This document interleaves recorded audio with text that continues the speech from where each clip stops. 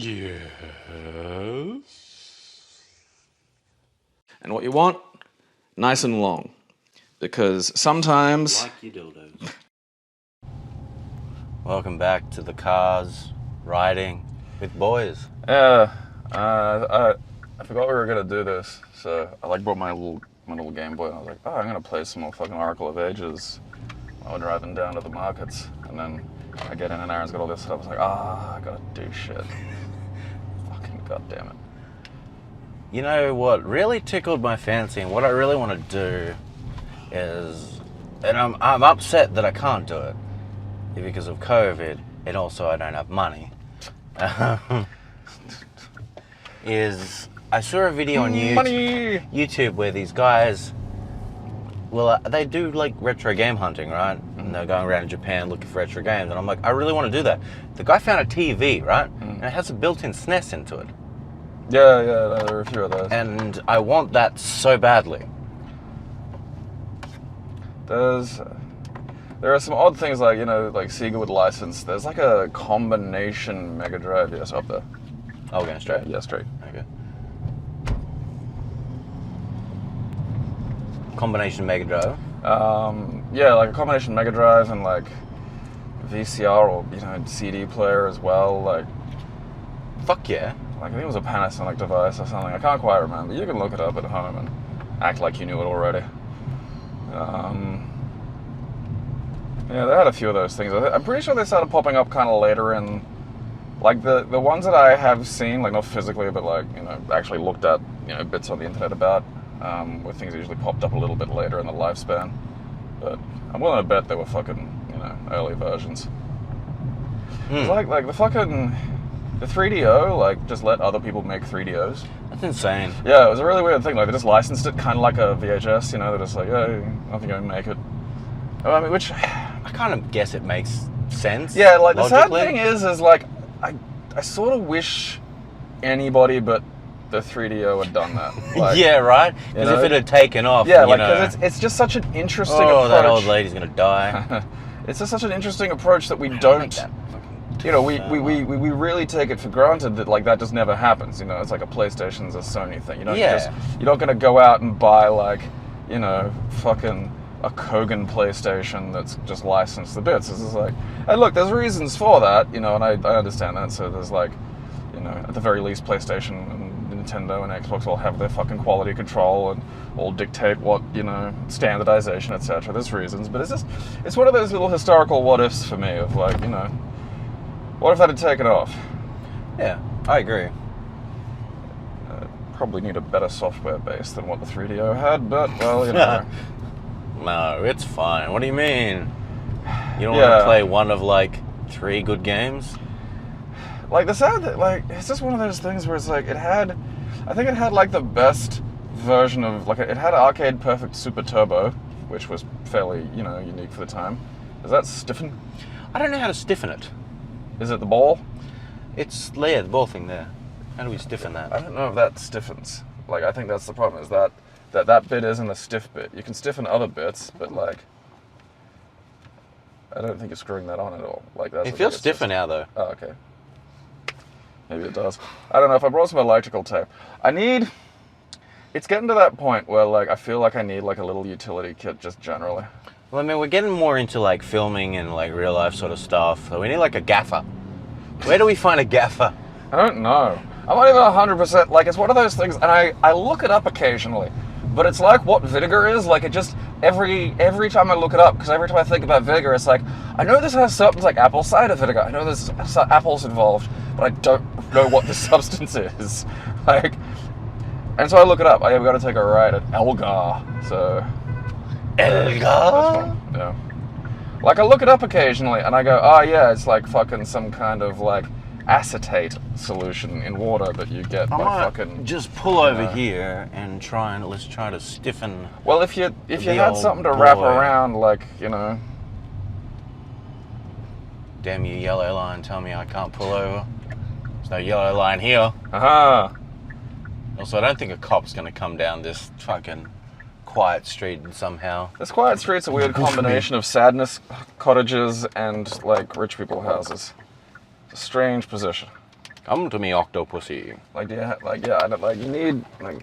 I mean, there's probably tape in here in the boot because, I mean, like, this is Kemi's car and, like, she has her work stuff in here. She's faintly organised.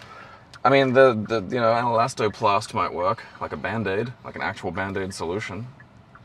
Because the knobble on that is only, you know, the ball on the, if those things aren't tightening the, because it's the bit below that. You know? Yeah, I know. But I just don't think the thing you're diddling is going to diddle that. Like, I think that's just as... You need more diddle.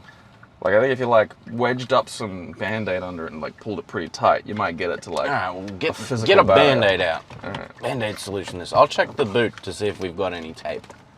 Because there might be tape. You never know. Because, it happens occasionally where I'm just like, I have exactly, you know, over the years of, especially, like, you know, once you're sober and you realize you can actually kind of, like, work towards solving problems, like, over the years you develop, like, it's like, oh, okay, I'll get, like, an actual, you know, screwdriver set, as opposed to trying to do this with the one fucking butter knife that kind of ends in a point. And you get that screwdriver set, and you're like, oh, a lot of things that I just haven't been doing are easier when you've got, like, the precise device designed for that. And it's the bottommost one, isn't it? Because, like, and, like, you fuck around and it's, come on, get in there, you fucking cunt. Like, there'll be everything but tape. there's Velcro, but that's sealed and I kind of don't want to open Kemi's Velcro. Yeah, anyone who has their own Velcro has that probably for a reason. Alright, I don't think one will do it, but I think I'm on a track here. Like, you know, I got something going. What? You find something? Not tape, but will be something kind of better. Like wire, even, like just something to fucking, you know. Zip ties. Oh yeah, zip ties. Alright. So, like, you know, you get bits and things and you can fucking, like... So I feel like maybe, like, a couple of zip ties, but I feel like, yeah, we could probably, hopefully, get this to fucking... Alright. So if we... Because we need... It just needs, like, something to fucking chub it up, you know? Like... Give it a nice, girthy chub. So, alright, that hasn't done it, but if we get another one in there... Alright, there we go. Because it just needs... It needs something physical to stop it. Because it's on a ball socket joint, so it just needs something to fucking keep the fucking socket from being able to really rotate around the ball. My ball socket used to be stiff, and now it's loose. Loose! So, like, you know, pulling these things that tight necessarily isn't going to be... Alright, so we've got one direction. But we need that second one. Okay, so. Much like Hanson, we're in one direction, and... Why don't we have a Hanson? They're probably like session musicians or something, you know, like they probably just go, like, because they probably got the fucking money. Unless their parents were insane and stole it all. And I think their parents were insane, but I don't think they were like thieves, you know, which is nice. That's always a plus, yeah. Yeah, like, okay, so, alright, now fucking look. I mean, it's not going to tilt all the way over. But it's better. Yeah. It's better than what we had. Yeah, like if I had like some, you know, electrical That's alright, they'll do the job. Yeah, but yeah, like... Alright, let us continue down Elgar. Where did your mic... Oh, it's on the side. Yeah, it's on the side. It's chilling. Let's go. Okay, so we're getting down to the bottom of Elgar and then we're doing like a hook turn for some weird reason. Okay.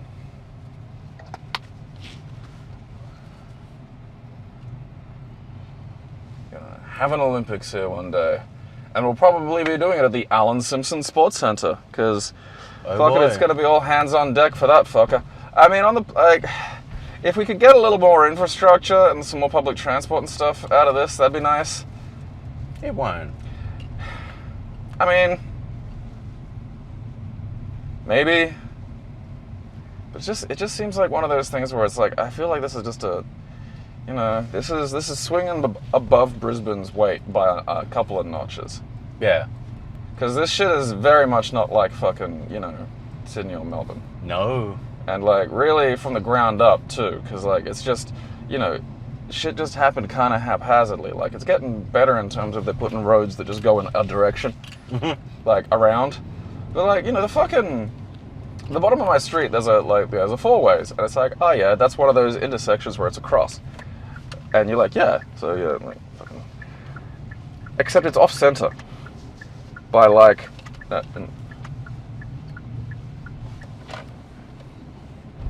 Yeah, so we get to the end of this one and then hang a left. Man. We just have to get on like the fucking main road, and then it's just we're going this crazy back way. Yeah, I don't know quite why. You said left at the end, right? Yeah, at the end. So like,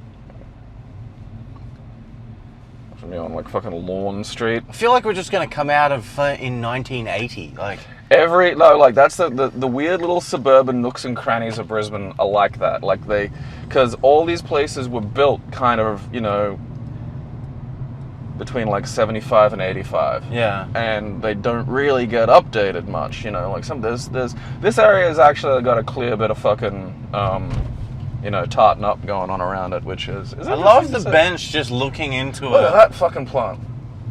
Oh, Park looking shit. No, we need to pull over. I want to look at that. All right, yeah, that's fair. Actually, no, we don't. No, we don't have time. No, it's 1:20. We don't have time. We don't have time to look at the amazing plant. But we know where it is. Yeah, it looked like a Jurassic Park plant. Like it looked fucking prehistoric. And there's a chance that why are there fucking emos at the kid thing? I don't know. I mean, that's a dumb question because like where else are they gonna go? But like still. This is a very confusing area. There's a guy, old dude on a trike. It's a three-wheeler. We're taking a right. Lordy. Like, yeah. Up here, yeah.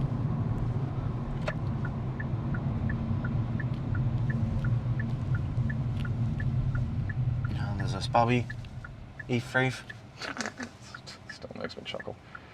Alright, then we're getting onto whatever the fuck road. Whatever the major one is. We're taking a right and then a left, and then we're just on that for fucking a seemingly interminable period of time.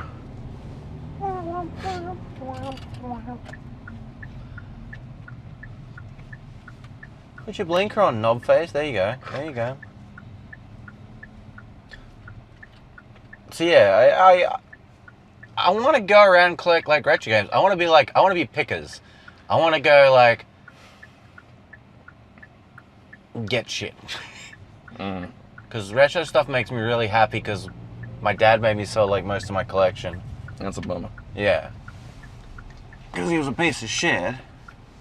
I feel like doing that shit in Japan though is just shooting fish in a fucking barrel. Like, you know, like you go to Japan, I'd like it, and there's like, because I've seen pictures of them online of like, oh yeah, I was just walking around Japan and I found this fucking store, and it's like just this like bodega looking thing, but it's filled with like, you know, just old fucking SNES games still in their boxes and shit. And it's not like here where you go in and it's just like, oh yeah, here's like Blast Core for the Nintendo 64 and it's like $180. No, that's what I mean. I like do a compository of what it's like here. You know, travel across Australia, like going to these cash converters and other cash converters. You also have to find the no-name pawn shops. Yeah. Those are the fucking like.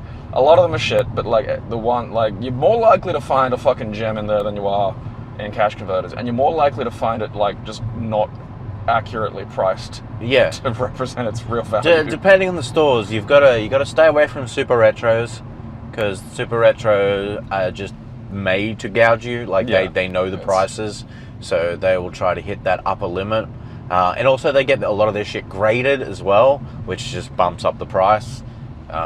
They're selling things as like, you know, purchased collectibles. Exactly. Not like you know, secondhand video games. Yeah. And that's what I mean, like, because I want to go to Japan and just see that stuff, because it's fucking nuts. So depressing here. I remember being back there and just like fucking. What's this? It's just like a 4-story video game arcade, and like one story is just all fighting games. Yeah. It's like. It's insane, man. Like, I mean, they got hit very hard by COVID. Yeah, I've heard that. That's There's lots not of things. good. Like, a lot of them are closed. I mean, the thing is, though, again, it's like it comes down to that fucking population density thing, where it's just, you know, again, like, because the way my brain works in terms of like cities, you know, Brisbane is the fucking that cluster of metal, you know. Yeah. Like, And so, you know, when you're taking a train somewhere in like fucking Japan, and you're in Tokyo, and it's like, oh, okay, I'm gonna go over there, and the city just doesn't stop. So my brain goes, oh, I wonder when Tokyo ends, and it's like Tokyo ended like 20 minutes ago. It's like there's no break point for my brain to wrap around. So it's just like, yeah, it's just like denser than that, but forever. And like the shit you can do when that's, you know, when that's the fucking case. You know, it's like the way TV got good once everyone had access to a global audience. Because if you've got some mini golf and foot golf. I don't know what that is. Yeah, I'm assuming it's like maybe using like a fucking golf ball the size of a soccer ball, or like a soccer ball painted like a golf ball, which honestly could be fun, you know? Sorry to interrupt. Continue. That's an innovative approach. Because like, yeah, like, well, like fucking, you know, you see like a fucking high-rise building, your brain goes, oh yeah, it's offices. And in some of these places, it's not. It's like, fuck, it's a high-rise building, but every floor's a weird novelty restaurant. It's like, or like fucking theme mental. parks. Yeah, like, this is just fucking deranged. And that's what I want to do, because I just want to wander into a door and be like in a magic land, because it's going to happen. No, dude, like, very literally, murder unicycle. What the fuck, dude? Haven't you seen those before? No! That's amazing!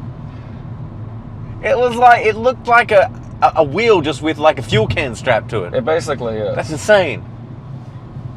We need to have like a derby of these things, you know? Light them on fire. Flaming. Yeah, like, I don't think, like, when people were fucking coming up with like the fucking, you know, leather engine apocalypse, like the Mad Max shit, people didn't realize that stuff was going to exist. And I feel like it needs to be amended to, you know, like Mad Max needs to be amended to include those things, because they will be there 100%. Yeah. And I think if you drive one of those in real life, you have to wear Mad Max style clothing. Yeah. I mean, I would generally, because I just, you know, I want to be like a little safe, and that just doesn't seem right to me. I don't like the idea, and it's like, I know there's like a fucking gyroscope, and I understand the fucking, you know, magical physical properties that keep the thing up, but I don't like going down the street at like 20 kilometers an hour. Also, those magic properties don't keep me up.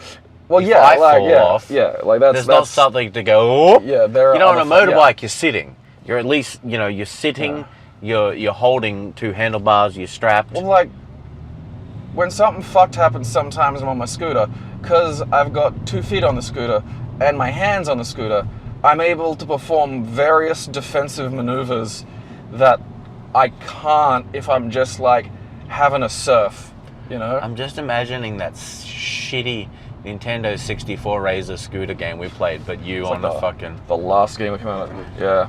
Like, I'm not doing tricks on that fucking thing, fuck that. Down it. Yeah, that's like... Like fucking, you know, I can use leverage. I can push with my hands onto the fucking handlebars, throw my body weight to one side, and once that 100 kilos is moving, it can take the 20 kilos of scooter with it. And I can like just side dash, you know, on this fucking thing. This is the most bizarre strip of road here. It has some of the most weird things you'll ever see. This is some of the 1975 that I've been talking about. But they look, apart from the other 1975s, these ones look new. Like, they've actually done up all their signs and stuff. Oh, yeah, no, the front matter's, like, tarted up, but these weird, like, they're not strip malls exactly. They're what you call commercial strips. And it's like, it made more sense before there was, like, a fucking Westfield. So there's a top in town Indian restaurant. What? Okay. Yeah. There's cash actually, converters, right there's gold next to buyers. There's a really good martial arts There's an Indian fashion store, and then another Indian authentic foods. Yeah.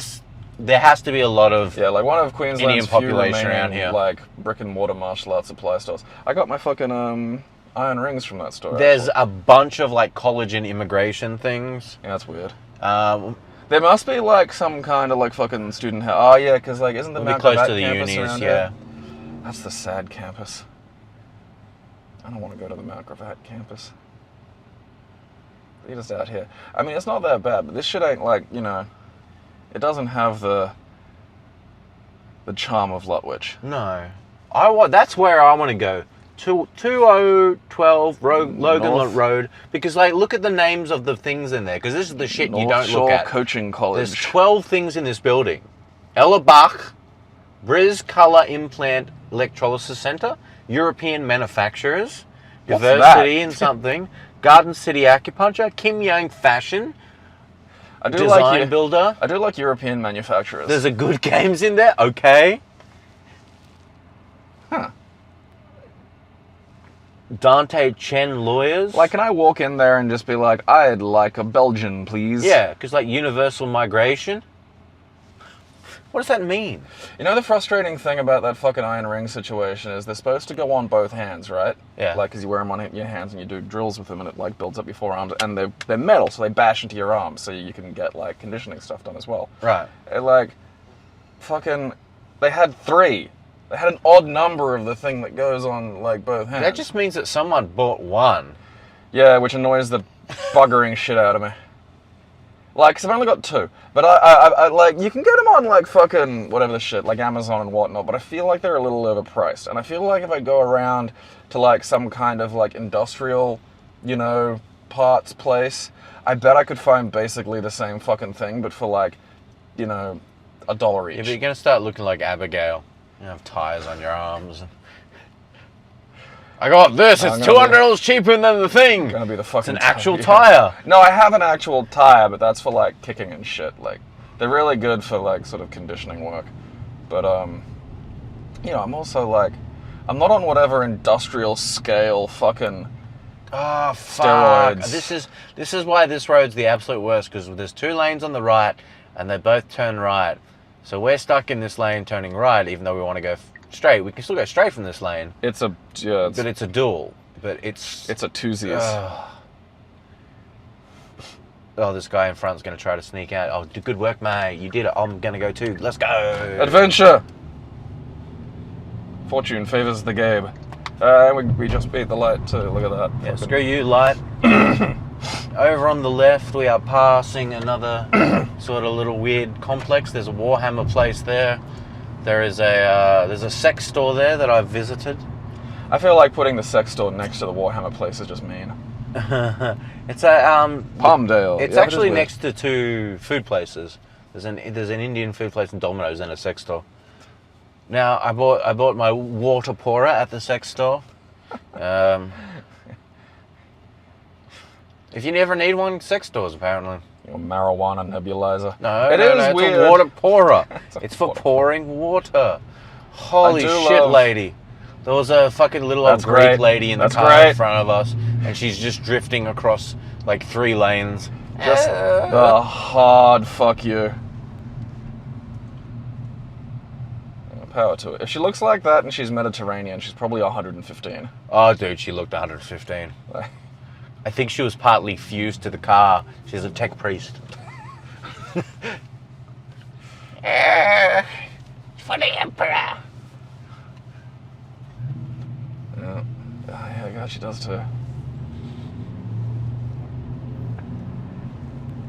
Fucking. I saw a thing on Twitter the other day of someone like drawing something they dreamed. And the dream was like, just this Greek dude set up shop in a bathroom and made her pay to use the shower. And I'm like, that is really, I mean, I made the joke that that's really close to like fucking renting in Brisbane from like 1975 to 1989. And people, you know, and it's like, yeah, because like, there's like rules and shit. Like, because like the owners of houses aren't allowed to just show up where you live. That building is the final level in Time Crisis. Oh, fuck, it is too. Like, that building is insane. Action. Yeah. Like, you know the boss is at the top there. Waiting, like. I do love that they had to, like, basically frame it all around, like, a clock counting down, because if in a fucking light gun game you can just hide, it kind of breaks a big part of it. Yeah, like, you add that mechanic to any other game that doesn't have a time limit on it, and it's like, oh, I'm just here indefinitely. Yeah. Just... Sir, can you finish your game, please? Why? I'm playing it as intended. I'm not bothering anybody. Been here for an hour. I'm allowed to. No rule that says I'm not.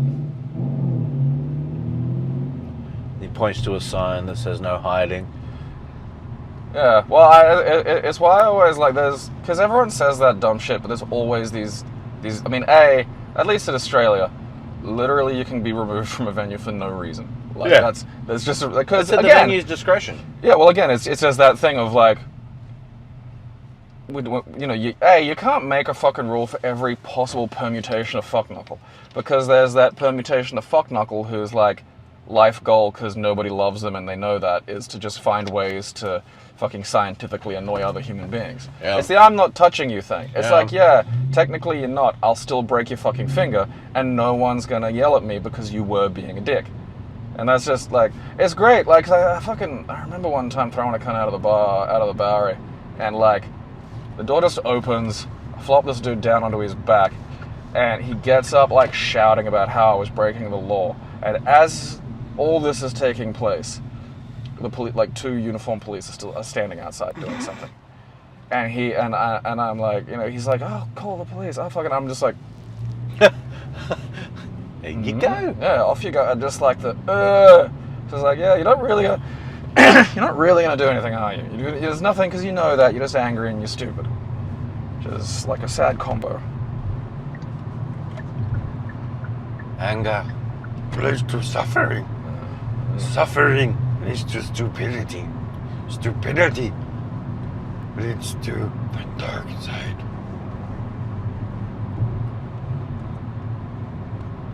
I think every bar needs a Yoda. Just a little gremlin sitting in the corner to advise you. Philip, a dick you are being.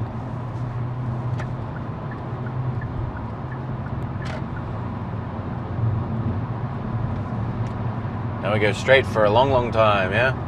Yeah, like, it's kind of saying we should have got on this different one, but like, I think it's rerouting. Yeah, there we go. Okay. Well, it's like, because the thing is, it wants us to go through like fucking like 8 Mile Plains and Underwood, when this is a straight line to where we're going to get back onto the fucking thing. Have you got it set to avoid tolls? Because that might be why. No.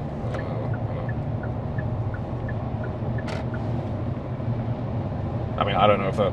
Maybe I do. I don't know.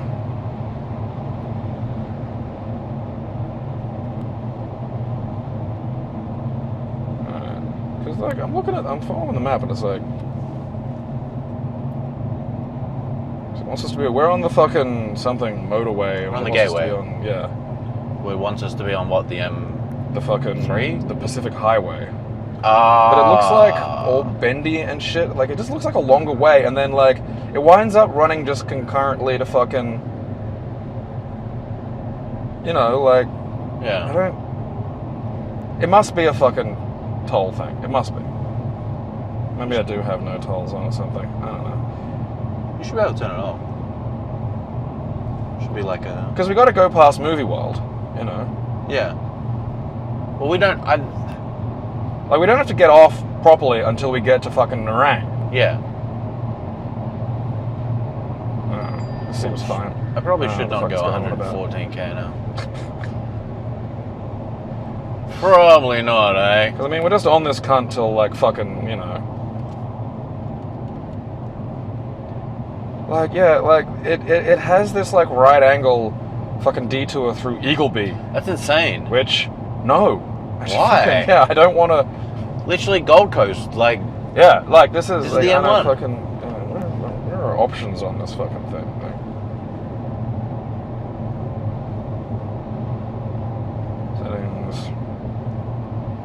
Settings. I guarantee you that's probably what it is. I don't know, it doesn't say. Like, I've got, like, avoid freeways, road tolls, and ferries off. I mean, I feel like... Weird. Yeah, I don't know. Maybe it's like, it's got some fucking... Maybe there's, like, traffic or yeah. Like, normally there'd be a red thing that would say, hey, there's, like, fucking traffic. Like, there's no way, because there's no way going on the M1 in a straight line is slower than hanging right past the Eagleby Carl's Jr., going smack dab into the center of, like, Methville, Brisbane, and then hanging a fucking hard right out again. Like, oh, we could go past the Walrus Navy Cadets Academy. Fuck so yeah. Fucking, What? Yeah, I don't know. It's weird. Why is that a landmark? Yeah. Like, oh yeah, there's another option where we could take a fucking giant right angle tour out to fucking, Beenleigh. Or we could just stay on the M1, which we have to be on fucking at a certain point anyway. See, this is the shit we have to deal with in Australia, is not being in America and just having everything mapped la-di-da. Ours are just like, sometimes it's just like, go here. Australia does have infrastructure spending though, so that's nice. Like, we don't use it, but we've got it. Yeah. Oh no, like we don't have to worry about any of it. Our bridges aren't all at some like fucking red health level. Yeah. Like fucking, there's a beeping heart noise constantly. Like, do you hear that? What? Yeah. Like it's that one thing of fucking like this, you know, as dumb as the Australian electorate is, and there are some patches that are just worthless. There is that thing of there's this expectation that like stuff is supposed to happen, you know, and like some of it'll be kind of like, and like they, you know, the politicians will finagle this in situations where they won't do shit for a while, and then just, oh yeah, here comes an election, so I gotta look like I'm useful, and then suddenly they'll start doing stuff. But the point is, then there's at least fucking like a new train station or a new train line, or like, you know, like at the moment they're building a fucking little urban dealie to make getting around in the fucking CBD easier. It's like, yeah, fine. Like, there's a thing now. They're building an urban dealie? Yeah, it's like some fucking light rail thing or something. Oh, fuck yeah! Yeah, It's pretty cool. Yeah, I was really hoping for monorail, but... Yeah, monorail? We might get one for the Olympics. Like, we might get a monorail for that. I hope so. Yeah, I really hope we... I know. I will pay a flash mob to do that whole fucking song. Like, just... I will fucking do that. They'll get sick of us because every single town hall meeting will just keep showing up. Monorail. Yeah. It's just, what? I'm not bothering anybody? What? Where's the rule that says I can't show up with a personal musical entourage to sing the fucking Simpsons monorail song? Point to that rule. We need to get Yug to be Lyle. Oh yeah, fuck it is too. He does have a very Lyle Lanley energy. Like not as sinister, but he's got that. He's huckster. It's a fucking, there's just that fucking thing where he'd be an amazing pro wrestling manager, you know, like there's just all these weird carny jobs that he'd be perfect for. I've sold conventions in Brisbane, Melbourne, and South Adelaide. By God, put Adelaide on the map. We're gonna have to go around this person because they're going just a notch slower than you are. And we've caught up to them. By a notch, a lot. Yeah. We've caught up to them now, and I was playing Chase HQ the other day, so all I can think of is, oh yeah, we gotta ram this guy. Ram him. Why is he rubbing the child's head? Luck. You know? Can I rub your baby's head for good luck? I'm just... No.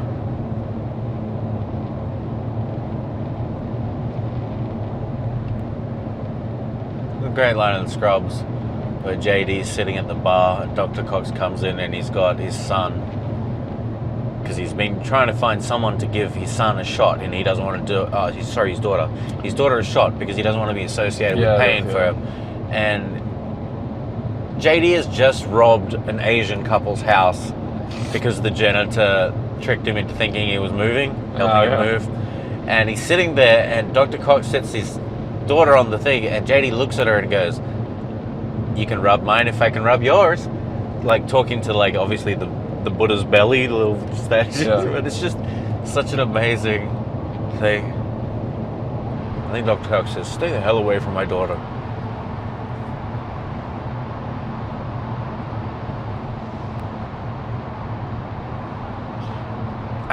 There's a giant truck in front of us, and I think a big burly man's going to pop out of the side with a machine gun and start laughing at me and throwing cans.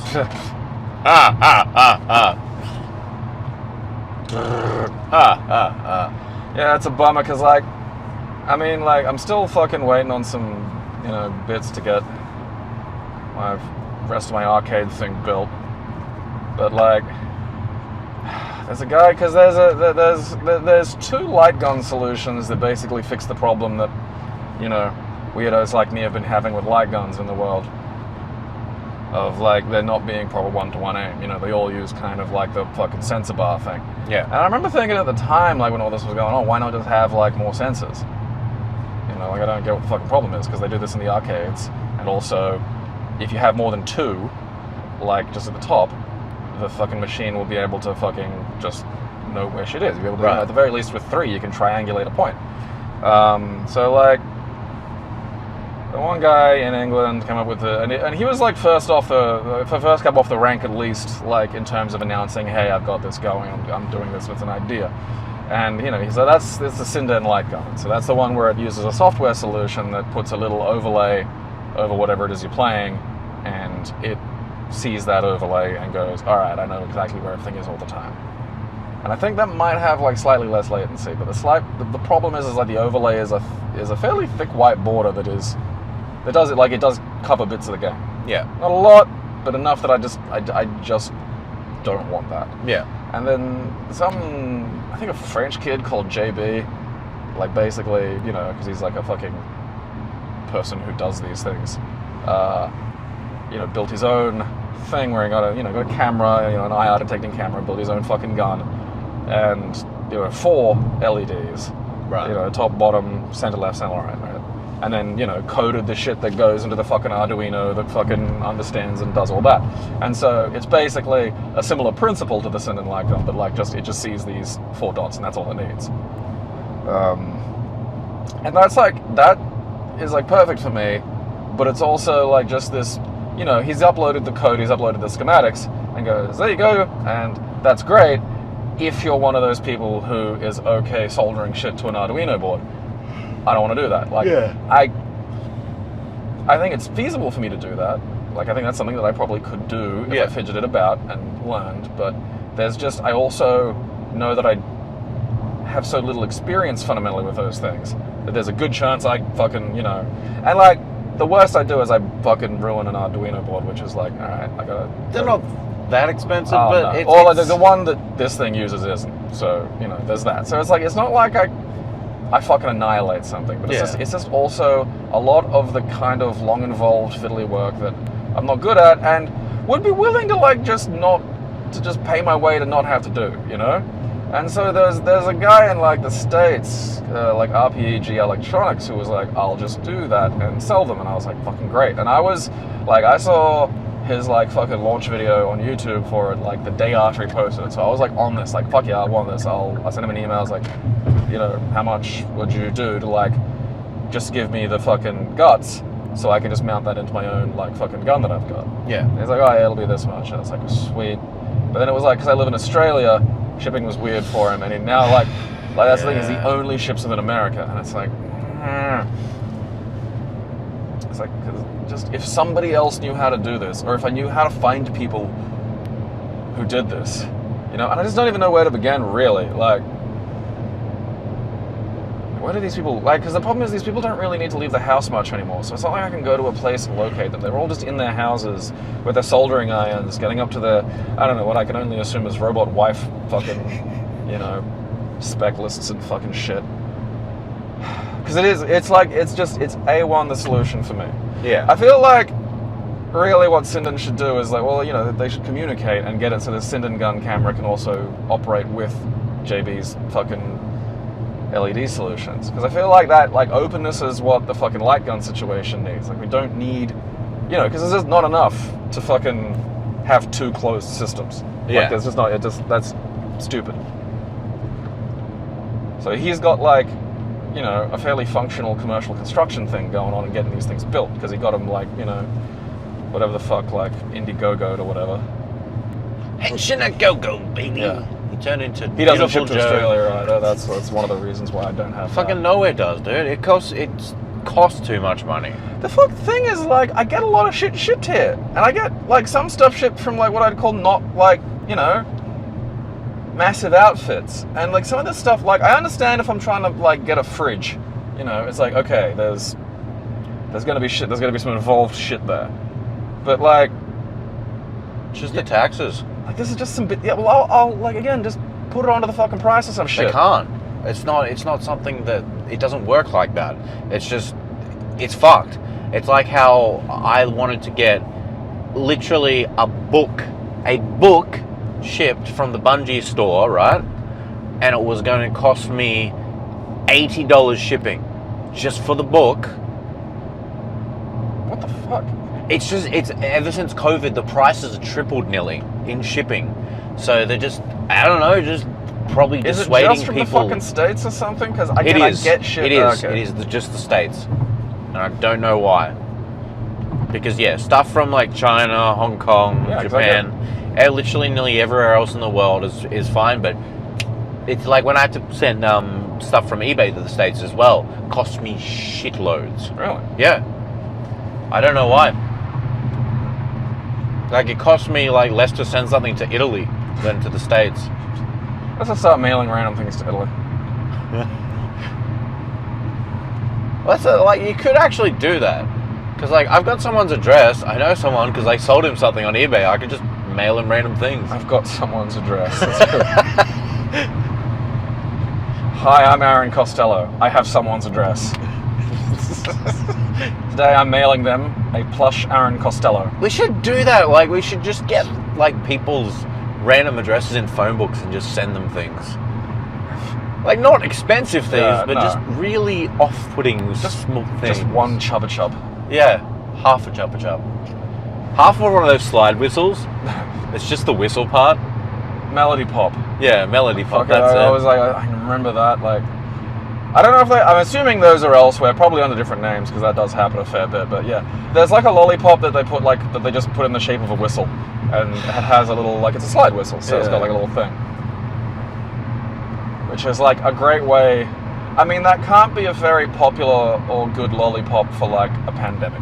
Like, you don't want something full of spit that you blow into. Yeah. Hey. I just remember them because... Want some strawberry-flavored virus? I distinctly remember as a child being like, can I have one of those? And the parents always being like, because they know it's going to make a lot of noise.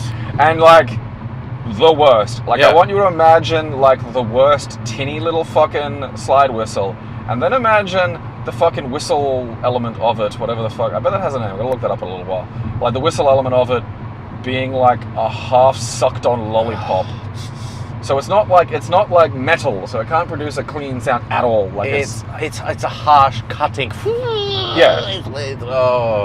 It's cutting. It's cuttingly pitched, and the tones are all out of whack because it's not like fucking right. Like, you know, it's completely fucked. And there's also this like, I was gonna say grating, but it's not mechanical. It's like this biological grind to it. Like the idea, it's like bone on bone. You know, it's just it is fucking heinous. So if you're going to like a family get together and you like watching your aunts or whatever suffer, you know, get a bunch of them. They should have combined those with the ring pops, ring whistle pops. Ring pops are another weird one. It's like it's like fucking awful, dude. Well, because they just melted all over your hand. Yeah, and it's also not that convenient. No! Because it's like how, you know, like in Futurama when that came out in like 99. Yeah. And like fucking smartphones didn't exist. So you still look at it like Leela's wrist thing. It's like, oh yeah, that's cool. Yeah. And now they could 100% do that. And the last thing I want is my phone mounted on my wrist. You know? I just look at that, I go, that'd be annoying. That's not fucking convenient. It's like, yeah, it's on my wrist. Cool. I can just put it in my pocket. That's an option too. But Gabriel, wrist phone. Like, yeah, it's like I'd have side talking. I still love that there was a whole. It's probably still up. I'll have to look, but they used to. It might be on like if it's gone, you have to find it on the Wayback Machine. But yeah, someone had a whole website devoted to side talking, because like when the Nokia N-Gage came out, which was a good idea, but just a fucking nest of terrible executions. I can't believe it went to production. I know, like I really, like a lot of the engineering ideas that went into it were just so fundamentally flawed that I'm confused as to how they didn't just go, hey, how about we take a second stab at like, maybe not needing to unscrew the back and remove the fucking SD card to change games. And battery, don't forget the battery, so it will reset all your settings. I forgot about that part. Yeah.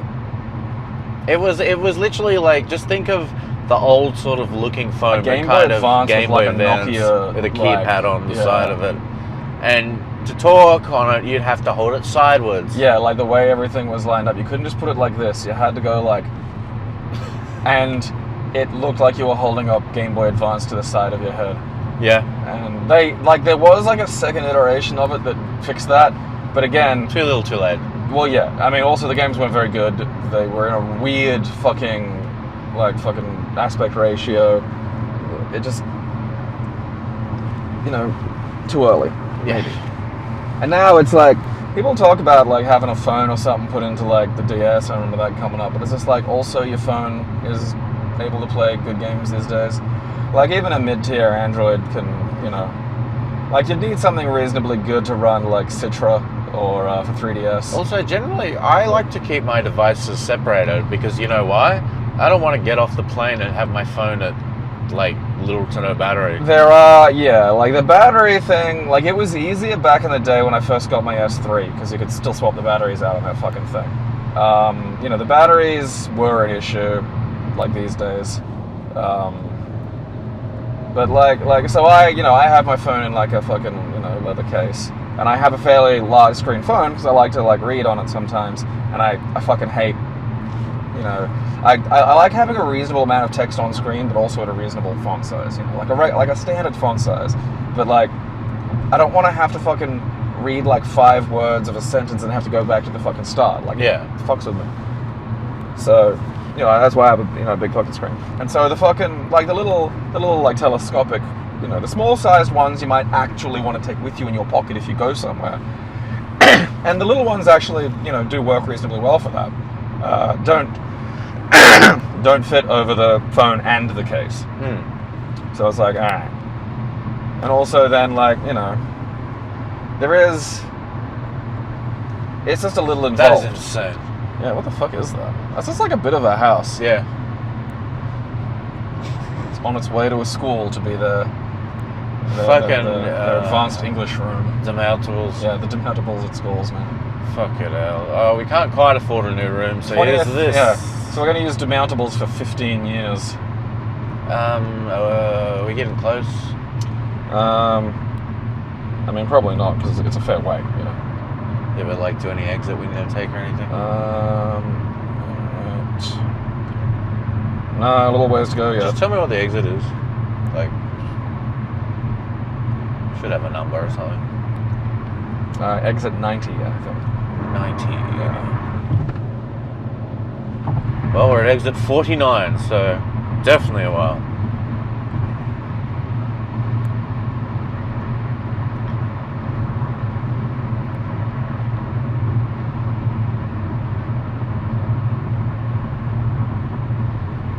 Let's zoom in on this. It might be 71, actually. 71? Okay. Yeah. So yeah, the reason we are actually driving today, we never actually said where we're going. We're going to the Carrara markets once again. To go check out the retro game store, which is one of the best retro game stores in Australia. It is, yeah. It's. Which is depressing, but I mean, on the one hand, I do get it because like a brick and mortar is hard, like for something like this. I wonder if anything else like this exists anywhere else in Australia. Well, like a market, probably. Like, you know, I'd say it's like the sensible approach. I mean, like fucking Eddie's survives by being in a weird dirt mall that probably doesn't charge much rent, and they also do a lot of refurb and fix and repairs. Yeah. So, and like they're also pretty much the only game in Brisbane. Yeah. You know, like, there's maybe like, I know there's that like there's an arcade in Morayfield that I keep meaning to fucking go look at. In Morayfield? Yeah, it's like a retro fucking arcade and I think also like a cafe bar thing. Interesting. You ever heard about that? No. Huh. Yeah, I wouldn't mind having a look at that. Yeah. But yeah, no, this is a good one because it's like again, it's like a shed that they assemble it in, and you know, that's where I got my like for the, it's a Wiimote mountable, the pump action shotgun for the fucking big game hunter or something. Yeah. Cabela's buck hunter. Yeah, Cabela's buck hunter. And like, don't get me wrong, that game sucks ass. I didn't play it. But if you use the Wiimote solution for your light gun, which does actually work, and I would love if someone could get some kind of like intervening software to get the Wiimote to detect 4 light points. Like, then again, like it's just on the edge of all of these things being more useful than they are. And it's just a shame that it's like, you know, it's one of those things where it's an enthusiast environment. And like, look, you know, a lot of these people, like JB did all this shit for free, you know, like Yeah. So it's not like I can fucking really complain, but... No, we can. Yeah. Because... But I will! Because I have the Time Crisis 3 gun from the PlayStation 3. And that thing's a really good gun, but no one ever managed to crack it. Look at it, because why would they? It's a limited tiny piece of hardware that hardly anyone had, and it's super hard. One guy managed to do like a pseudo Linux solution, and then just didn't get further. And I was like, well, it's the end of that chapter. It has no drivers, unfortunately. I mean, you could probably again, because you could probably quite easily because the way the things work is remarkably fucking simple. You just need something to go from the camera to the fucking... you can put in a new camera. I think the problem with this is it's encrypted. Oh, yeah, no, the board and the USB and shit, Yeah. all that will be, yeah. I mean, again, there'd be, a maker solution to it, but that's also, It's a bit out of my grasp. It is, the stuff that you'd be needing to do for that would be... It'd involve a little bit. The problem is when you're doing stuff like this, troubleshooting becomes this monstrous issue. Because, okay, you put it in and something doesn't work. All right. You do that with something you know. The other day, on the video we did with the Pi Boy. Didn't turn on, and it's all right, I've not plugged something in. And it's because I know what could go wrong with it. I know, because it was it took me a second to fucking click that, the fucking fan's running, nothing else is going on. Power's getting to the fan, it's not getting to the board. Okay. When you have enough working knowledge of the fucking thing going on in the background, you can immediately narrow down what could be anything to a thing. Yeah. And so much of this, especially when this involves dealing with code, because I've never fucking dealt with that. And it freaks me out to look at it because it looks like gibberish. But there are people for whom it's oh yeah, no, it's just, you do this, you do that. That means this. I'm oh, okay.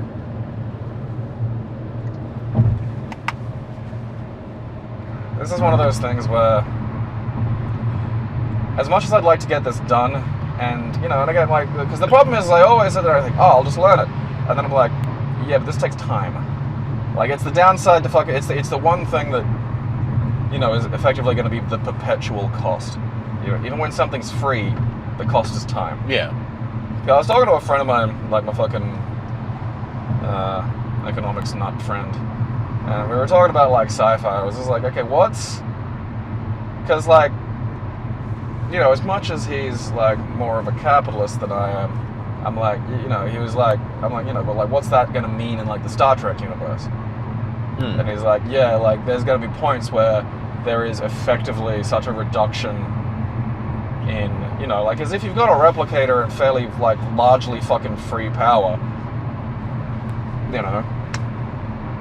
what are you doing? Who needs to be employed? And it's yeah, that's why it's weird, fully automated gay space communism, is because there doesn't, this shit doesn't need to exist.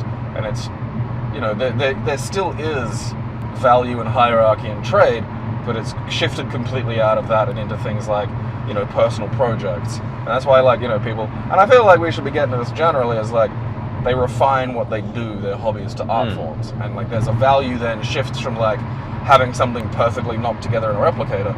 And there's stuff like this today. Handmade. People give a shit about that. And it's back in the day when everything was handmade, people wanted shit that was, fucking perfectly knocked out by some kind of magic machine. I still do want that. Yeah.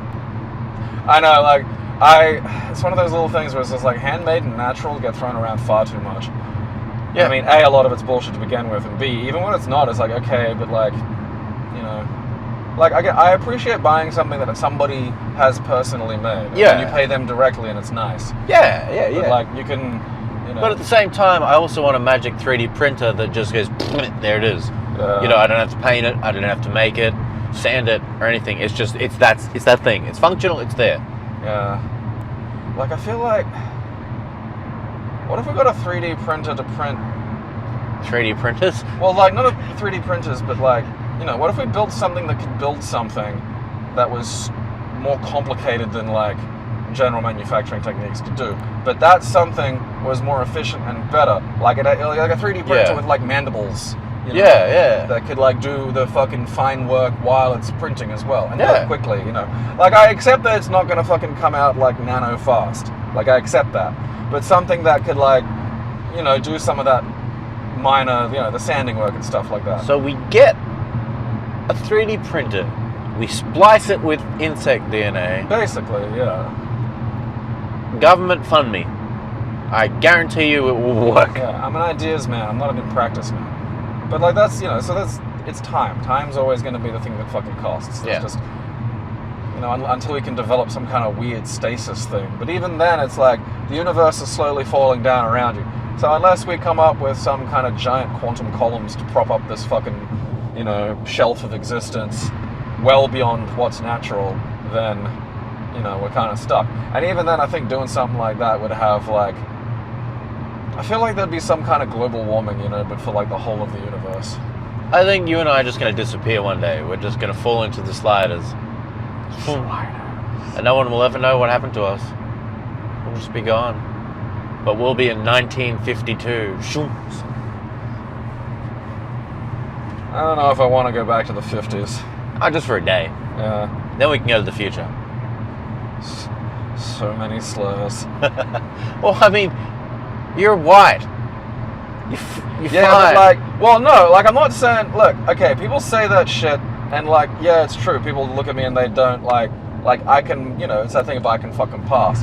But it's like, again, there's something like the fucking unwhites don't understand is, you know, people, as much as people hate out-group, they really fucking hate traitorous in-group.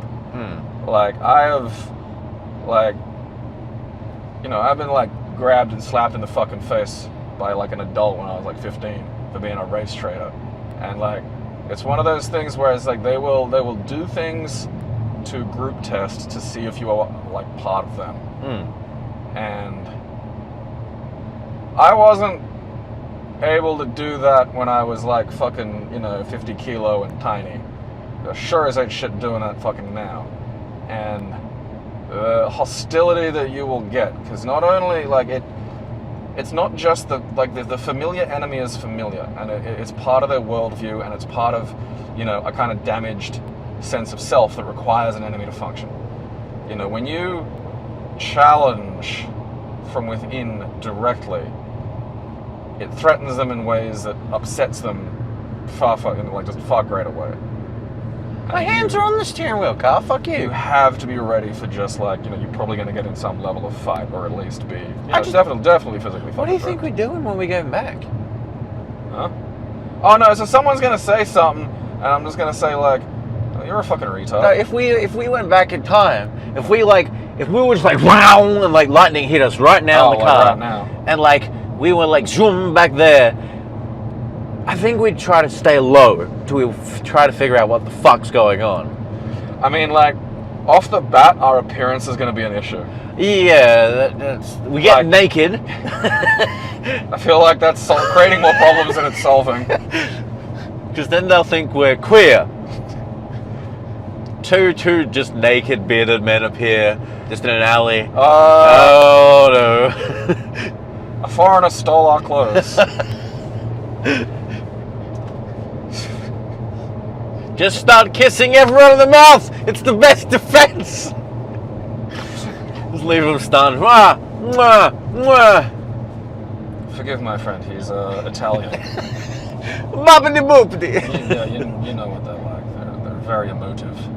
You could pretty much pass from nearly any sort of, like, Italian or anything, because you just say words that are kind of sounding that way. Because back then people wouldn't know. The internet doesn't exist. I've hardly ever seen someone that speaks a different language. And if they do, they hate them. I feel like I've set it to go from the Carrara markets to my house. I feel like that's what I've done. I feel like, because I just realized it's telling us in the wrong lane. I'm like, okay. I still feel like there's no way that would have been faster. Yeah, so we're taking 71. But, like, you know, still, yeah, like, that's confusing. Because, like, when we were fucking, like, a little way back, it said this was going to take 3 hours and 25 minutes. What the fuck? That was the trip it had planned, was a 3-hour fucking stroll through the back. And I knew that it's not by... You haven't got set to walking, do you? Oh, I think I've got it set to bicycle. Because because I don't drive, I go on my scooter, so everything's it's defaulted to bike. I think I feel like that's going to explain. Yeah, left. Okay. I feel like that is going to 100% explain all of this. Okay, that makes sense now. Okay, that's on me. That's a gay whoopsie doodle. Yep, bicycle. Now we know why it went all those weird back roads and stuff. It's like, oh yeah, this is the part of the freeway where I'm not allowed to be going 120 kilometers an hour on a fucking push bike. Oh.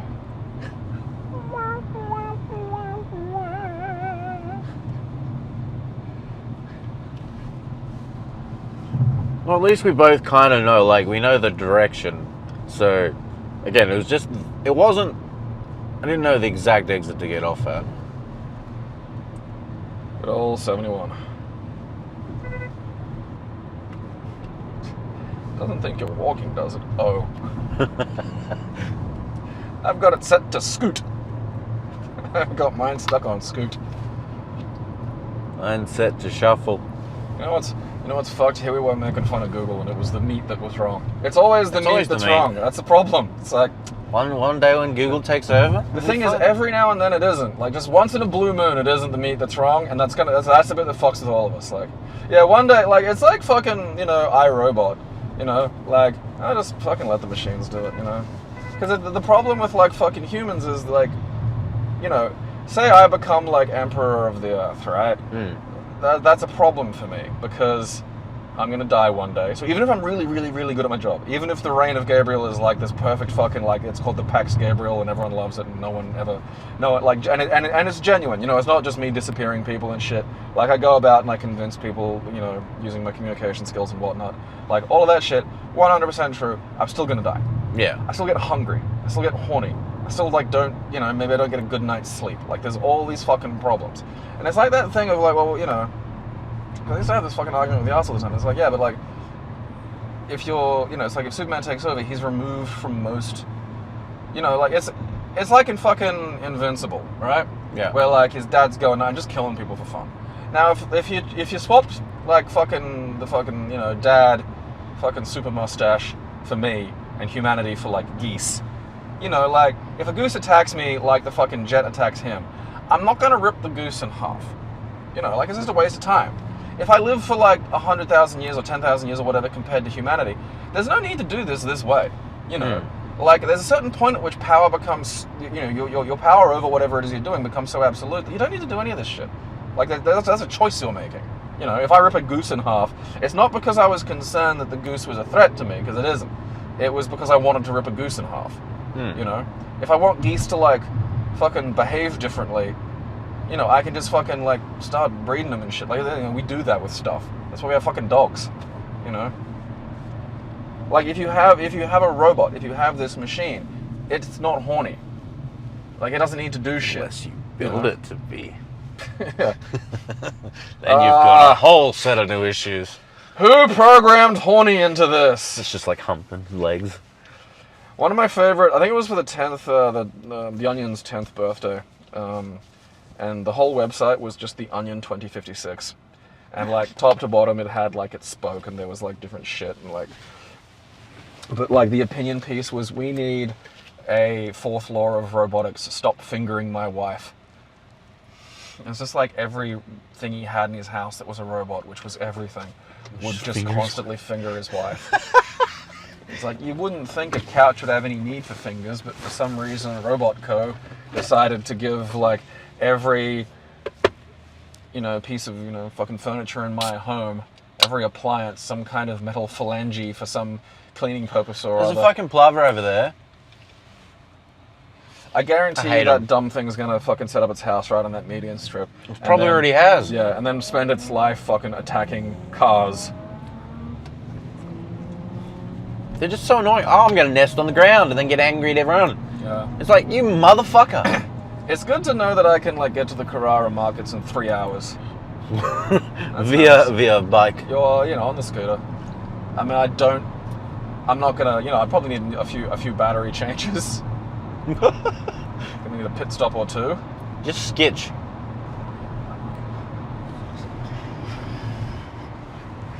I don't want to do. I know, no, because like no, I don't want to do it on the scooter. What, are you scared of a little speed? A little bit. I have a healthy fear of it. I mean, like, granted, I'll get a little quick on the scooter. Like, going downhill, I can get up to like 45 kilometers an hour and that thing. On a flat, I can get to about 40. But like, I don't feel like there's much value in going faster than that, you know. Like, it's not like it isn't like I'm driving interstate on it, you know. it really is, so it's just like, all right, well, I can just fucking, you know. Like, the thing is, the scooter makes a walk down to the fucking servo and back for me to get like milk at midnight would probably be like, you know, a 20-minute round trip. Whereas like down and back on the fucking scooter, like fucking 5. It's just so much faster. Like, there's that bubble where it's like, okay, I don't want to drive a whole fucking car, but also it's just a bit far to walk. Or is it not like it's not like you can't, but it's like it's just gonna take a while, and it's midnight. We need to build you a car out of mattress and 4 wheels. I always wanted to do that. I do like saying, like, I love the people that make weird fucking vehicles but do it like so the thing's roadworthy. Like, just like it's like they got the rego sticker on it and everything. Like, I've seen that in England, like a guy just driving down the road on like a fucking like armchair. You know? All right, so there's a big ass roundabout coming up that we're taking a left at. All right, and then like after that we go to Luke's Reptile Kingdom, which doesn't feel right. That feels very Florida. Yeah. It's like, oh, fuck yeah, I'm gonna go to a place and get bit by a reptile that Luke hasn't properly looked after.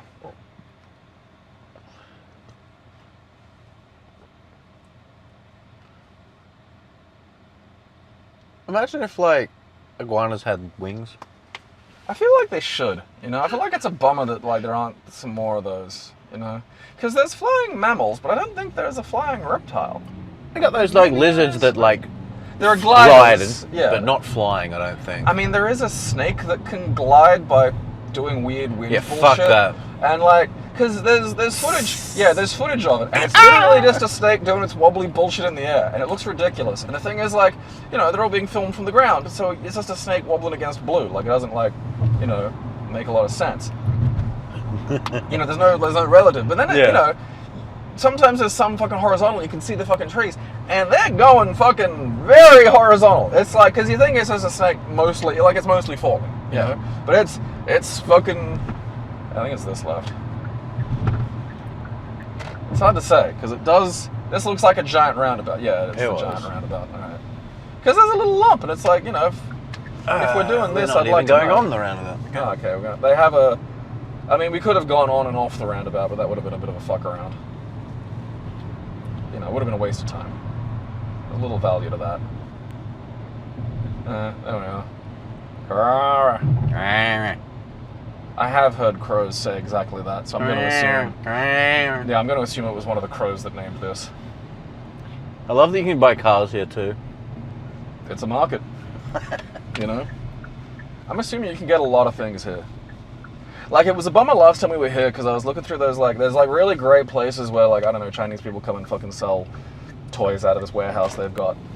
And, like, some of them had a few of, like, the knockoff Transformers, but they're all, like, the fucking Studio Series fucking movie ones. And I hate those designs with... As you should. Yeah, it's just such raw unbridled fury. They're just awful. They're just terrible, terrible, terrible designs. Like, I'd say that in a lot of ways they're just objectively bad with what the point of a Transformer is. Like, there's just... You know, like... If the thing transforms and looks like it could have been fucking anything, like, what's the point? The whole point of, like, a Transformer is like, oh yeah, it's a car that's got up and walking around. So, because that's the point. It's like, they're robots in disguise. When they're a car, they look like a car. Okay. When they're a robot, they should look like the car that they once were, so you understand. It's like, oh, wow, look at that. You know? Anything could be a Transformer. People's That's fascinations amazing. with reverse parking. I fucking hate it. I got the reverse park. Why? Why do you?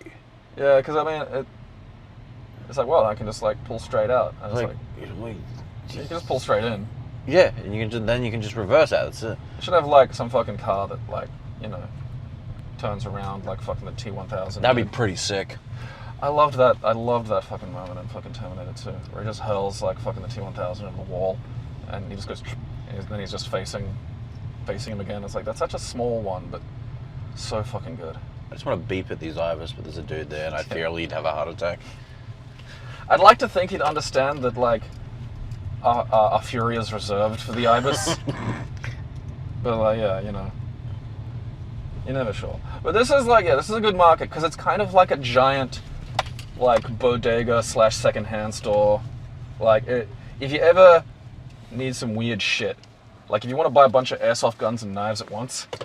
If you want to buy a bunch of fake band t-shirts, but they look good and they're really cheap, you know. Alright, we'll be back soon. Alright. We have been. We went to the little retro store. So when I was buying my, my Master System to USB adapter, there are a few options that you've got. And one of them is one that, like, because they all use the same, like, fucking, like, plug hole, basically. Yeah. So, like, anything that works for that, like, you know, it can, it also works for a variety of other controllers. And one of the controllers it worked for was the paddle controller, of which, you know, there's a little dialy that you turn. It's a weird controller. It's mostly used for old things like Arkanoid, like, you know, there's breakout style games where you got to, like, move your little paddle across the screen. Yeah. And there was one for the Master System that was used in, I think, only one game, which was Alex Kidd's BMX Adventure, which I can now play properly because I got myself a fucking paddle controller. And so that's sweet. I'm looking forward to that because I bought the fucking slightly more expensive adapter that does everything, because why wouldn't you? And yeah, this is nice. It's an old Atari driving controller. You can feel the little device that it has in it that it uses to detect analog motion way back in the day. I also got a fucking Wiko analog, like, little joystick that you use. So it's got, like, you know, some analog forward and back, and rotation as well, and a thing on top. And I'm probably going to just primarily use that as a like, I might mount it into a cabinet for shooters. Because I wanted to do a little vertical cabinet build, just because there's a bunch of vertical games that really don't look good on, like, a horizontal screen. Like, it wouldn't be fucking Ibis, get out of here! Hey! Yeah, fuck off, you cunts. And so, yeah, like, you fucking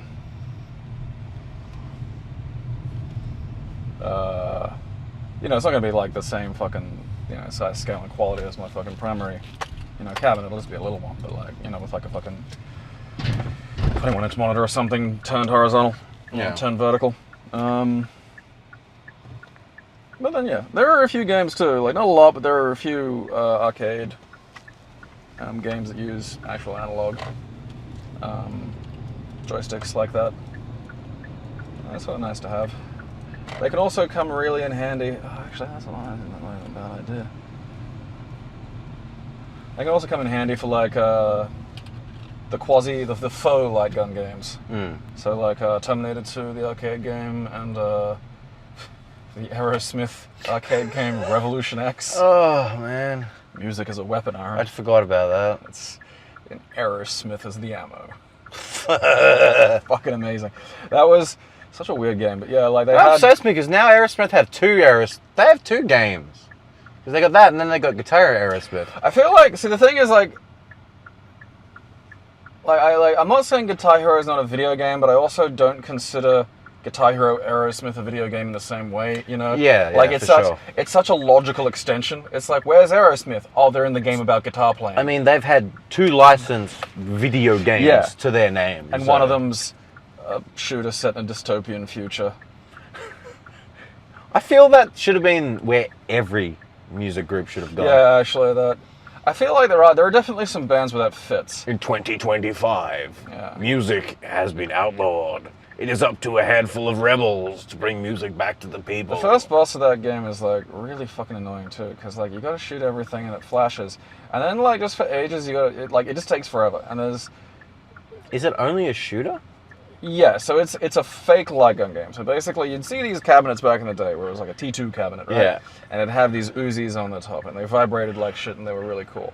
But what they were was mounted into effectively like the analog joystick, right? Yeah. So, you know, basically what it was is like, unlike say Nintendo 64 joystick, right, which you can actually do this with, but you map it so, because, you know, it's not changing game and it's not moving around, the furthest top left of it is always just the top left of the screen. Yeah. So its analog movement within that space is effectively one-to-one aim with the gun. Yeah. And then it's a light gun game, but with that. Right. And there was that, and then there was because I don't know, I guess they just had the parts lying around and an Aerosmith license or something. I gotta look that up, actually. I gotta find out whose idea that was, because it could be someone from Aerosmith's, you know, but also, why? Like, because there have been a few, like, I think Peter Gabriel had like an interactive CD-ROM experience, which sort of makes more sense. I'm pretty sure Devo had something like that as well. But again, that kind of fits, you know, like, Peter Gabriel's a weird experimental musician, so him having a weird experimental way to interact with his music is like, alright. Like, do you know how to get where we're going? Yeah. Alright, cool. Okay, I don't have my phone set to map, so I'm assuming you're going to be able to get us past this. I love that, like, there's this fucking big roundabout and this urban just everywhere, and then again, smack dab in the middle, what appears to be an operating farm.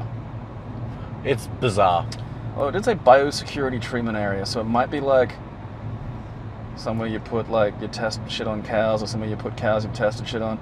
But I still feel like this is a weird place for it. You know, like, there's a lot of, like, now I don't think those are even where they're supposed to be. That's just that's a peninsula that the cows have escaped onto. You see these around a lot. Like it's not bad. Like, I kind of like it, but it's weird.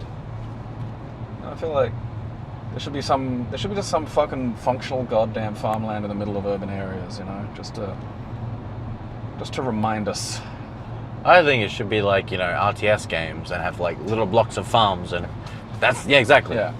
Gold Coast has been min-maxed. So it's like, okay, we've got like a canal that looks like it's about to fucking flood any second. We've got like billionaire fucking property on the edge of the canal. We've got this skyline of like rich maniacs and just gutter trash club people. And also, in order to feed this fucking array of maniacs, I've just put like little tiny farms dotted all throughout the place. It completely cuts down on the fucking... Man, the sky is angry. And the weird thing is, it's angry in one specific spot. Like, it's not... Sometimes you get these apocalypse clouds, you know, rolling over Brisbane, and they just go on forever, and you're like, oh, okay, this is what we're doing for the next 2 days. But like today, it's like one apocalypse cloud, and you can see the edge of it. And normally you can't see the edge of it, and that's sort of weird. It's just there, yeah, just hanging over here.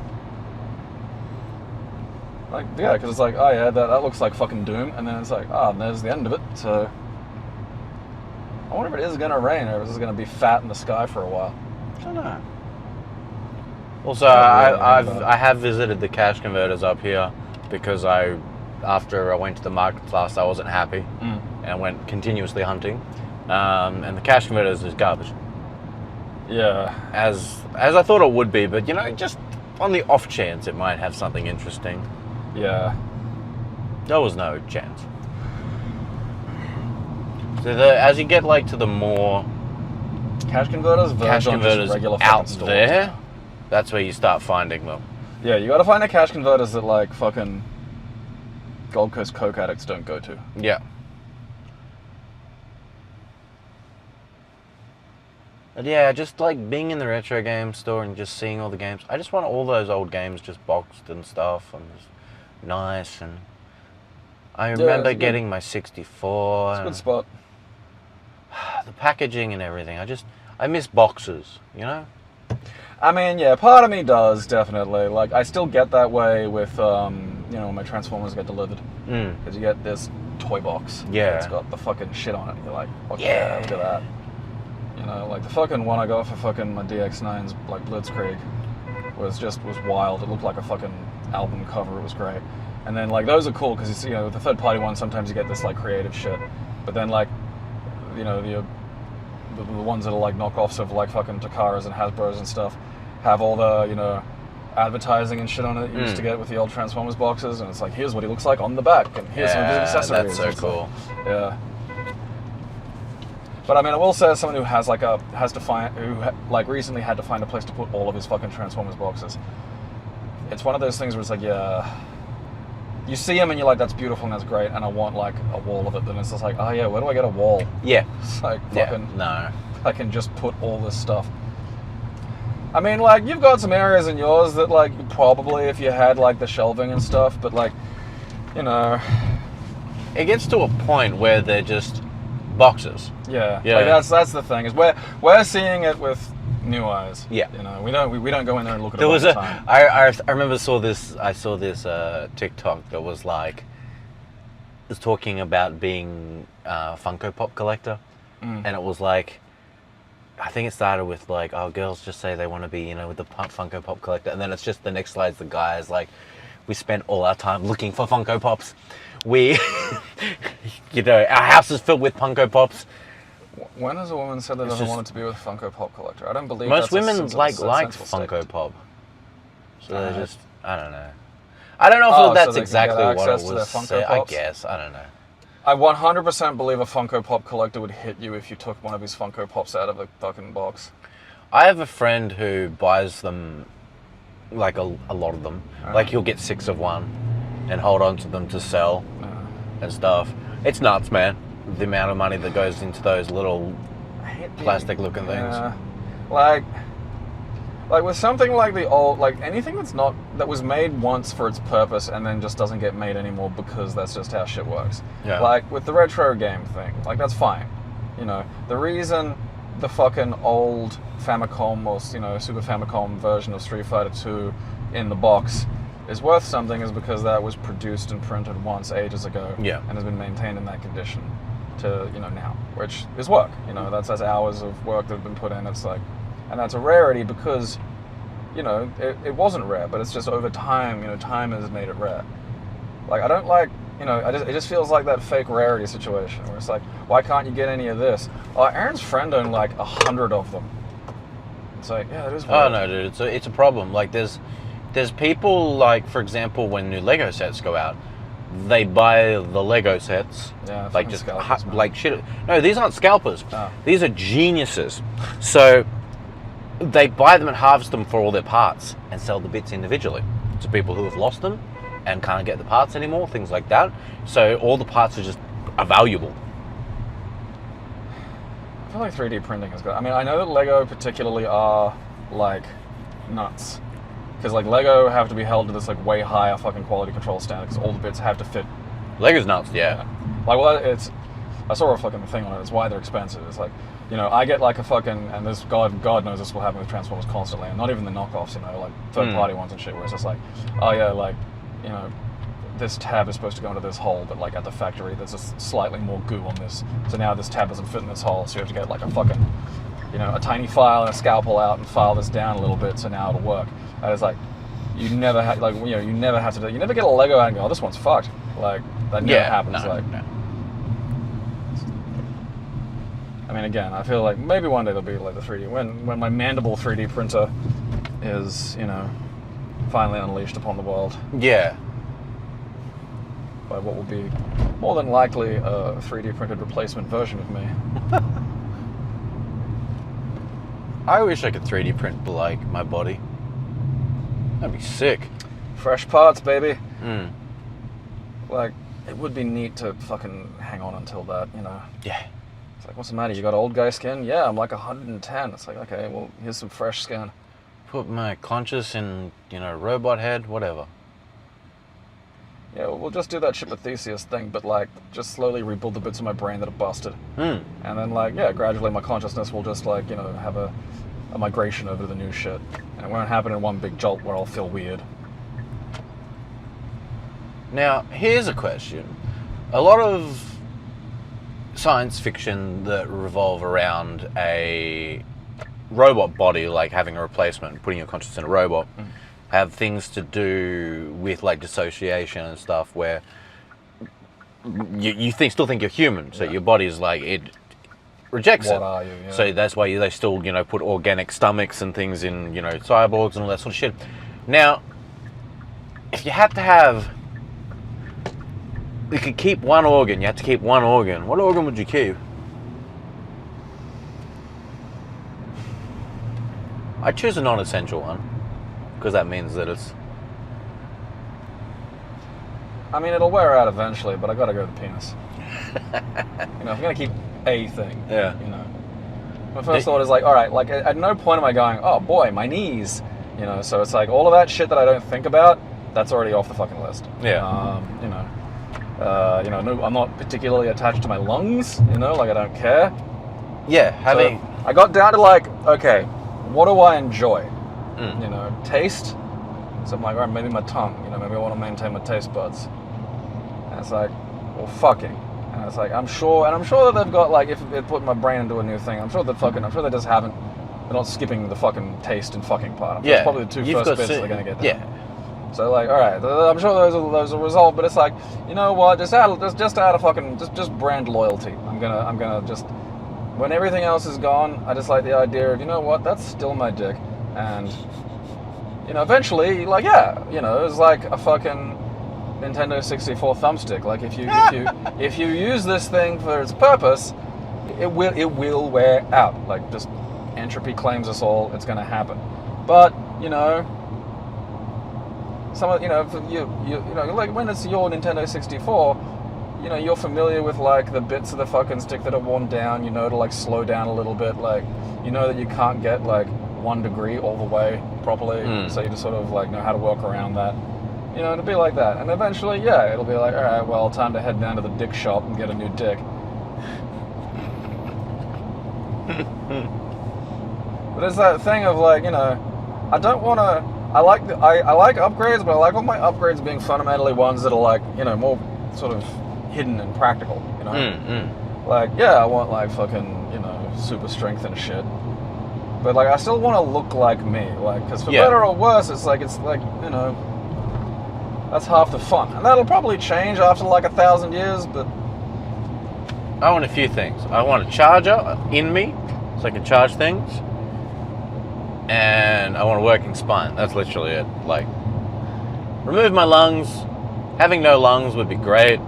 Just like, not be like just being. I don't think I'd be as afraid as the ocean if I could just walk into it. You know? Yeah, lungs that can like also work as gills and shit. I mean, like Dick Cheney's got got a robot heart that doesn't beat. It's just going. So like. There is some of that shit. Like there are people walking around whose hearts pump but don't beat. Yeah, and that's fucking nuts when you think about it. Yeah, like, I mean, I'm assuming you're not allowed to go jogging. There's a lot of things you can't do. Yeah. I'm gonna ride this roller coaster. No, you're not. Yeah, because what happens? Like, I mean... Yeah, I assume your heart will just stop. Like, you'll just die. The force would be too much. Because like normally what happens is if you get excited or some shit, your body secretes a fucking hormone that like makes the heart go giggity giggity.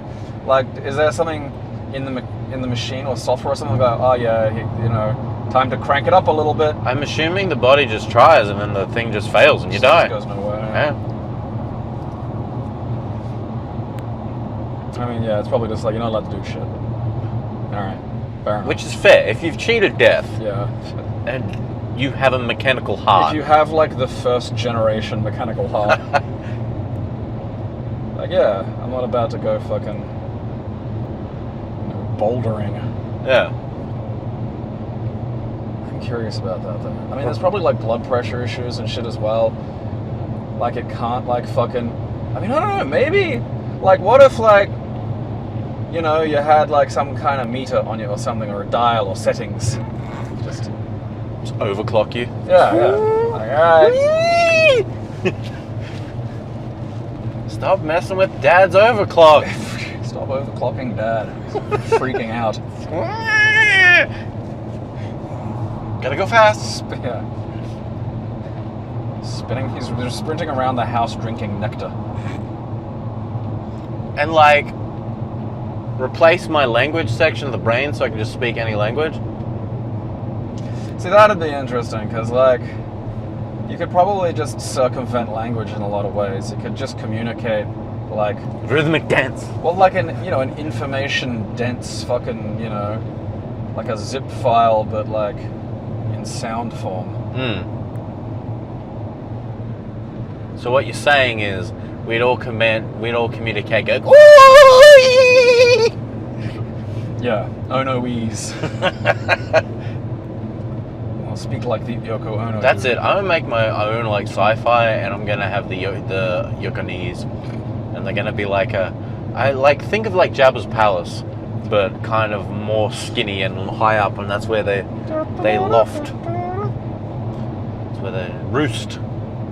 They have wings. They're like harpies. Yeah, like I've always loved the like real extreme. You know, all right, like what happens if we get to this point where it's like, you know, biotech just hits almost fucking the singularity. Yeah, I think that's as well something I'm super interested in that will be past my time, sadly, unless we have some bizarre breakthrough or we manage to slide our way back to 1952. Aliens, yeah. Aliens would be nice, yeah. As long as they don't conquer us. Or if they do conquer us, at least like the culture. Make our video games a bit better. Again, like, you know, as like we were talking about before with like fucking, you know, Invincible and shit, it's like the whole of humanity could be, like, not the whole, but the parts that matter. Like, are you gonna get the fucking militia nut jobs? No, but you can just fucking build a fence around them. Like, you know, humanity as a whole could easily be bought off with just like some stuff. Yeah. For reals. You know, it's always that thing with like, you can tell Skynet's a military machine because its first plan is just to blow shit up. It's like, there's other ways you could have gone about this. Like, if I was a machine and I had to wipe out humanity, I think I'd just like poison the world's water. Boom, done. I mean, I probably wouldn't make like fucking anthropomorphic robots. No, that's just confusing things.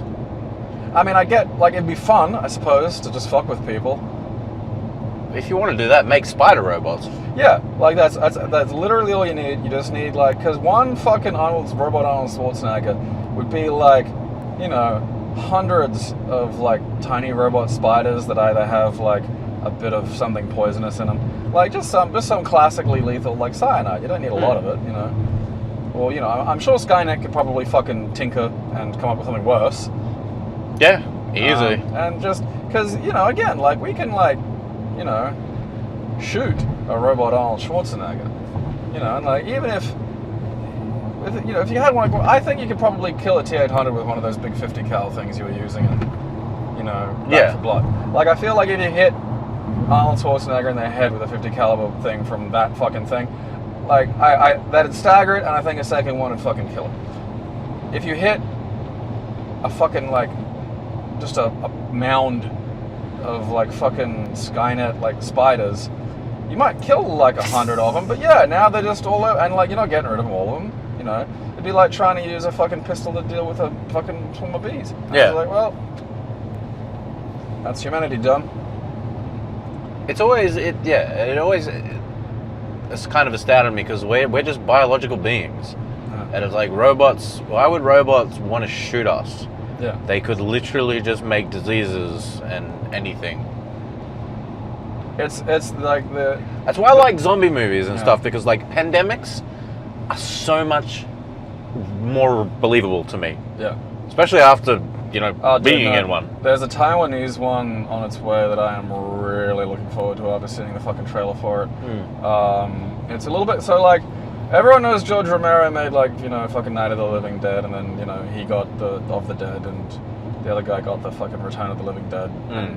But Romero made a few other movies. There's one on fucking Shudder at the moment where I really gotta get around to watching, about like some kind of fucking weird theme park where they put old people to kill them or some shit. But like, he made another one, they got a remake as well that wasn't that bad, called The Crazies, which was sort of a similar fucking concept where there's a virus and it infects people, but it doesn't turn them into zombies, it doesn't make them undead or anything like that. It doesn't like make them animals. Yeah. It just makes them engage in acts of extreme violence and hostility. And so like, these people still know how to work guns and cars and doors and shit. Like they haven't, you know, they're not like, it's not like 28 Days Later or anything. Yeah. You know, they're still kind of them. It's just they are trying to kill you. Right. There was another movie like that actually, which is actually really solid, that has Nicolas Cage in it, playing really what I think was the part he was born to play, called Mom and Dad.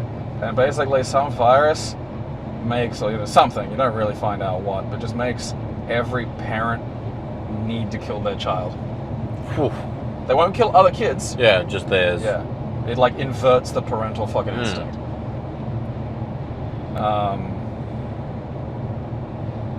That's a solid film actually.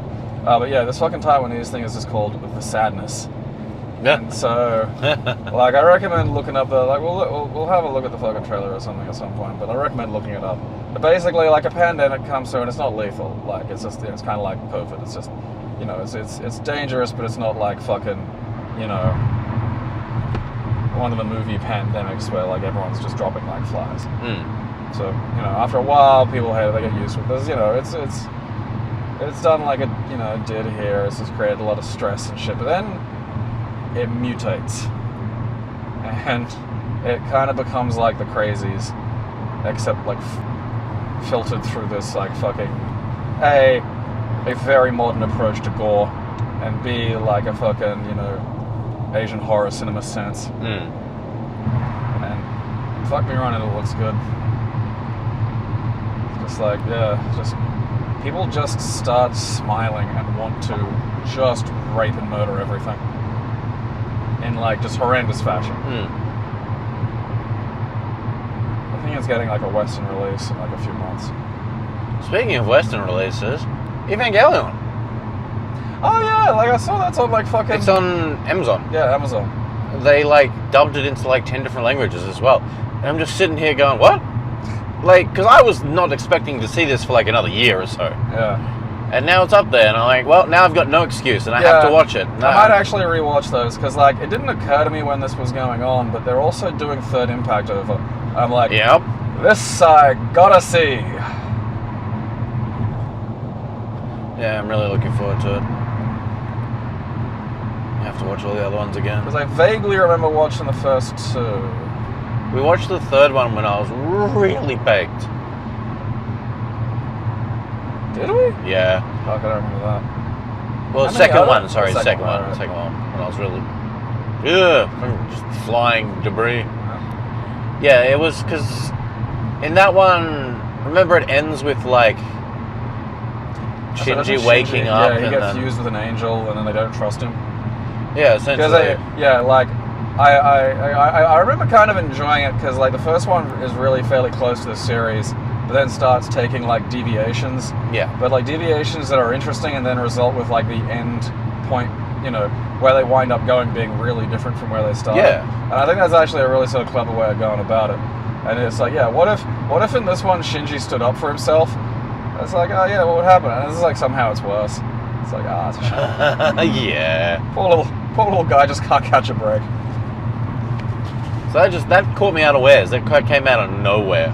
Because I just saw a few people on Twitter talking, like they watched it. I'm like, they're talking like they've seen it. Wait, what? I'm like, I gotta look at this quick. And because I gave up hope. I stopped looking for fan cams or anything. Like, I just wanted a high quality thing, and no one had it. And it looked like no one was gonna have it. And then just Amazon's like, hello, we did it. Yeah. We can't do documental, but we did this. Fuck you. Didn't they release like some more documental though? They did, yeah. Eventually. It's just slow, which is bizarre because it's like just translation. It's not like they're dubbing it. If they were dubbing it to an English track, yeah. Yeah, I feel like because when the fan translators are both good and very fast, it's like, I mean, don't you like you'd assume the people for whom this is their job would be a bit swifter. Although I could also see like Amazon just penny pinching and not caring. Yeah. Really. It's also possible that they hired the guy who was doing the fan translations because he just disappeared off the face of the earth. And then a new one came out. So... Fan scenes can be so weird, man. Especially considering like around the Gaki no Sakai stuff, it's...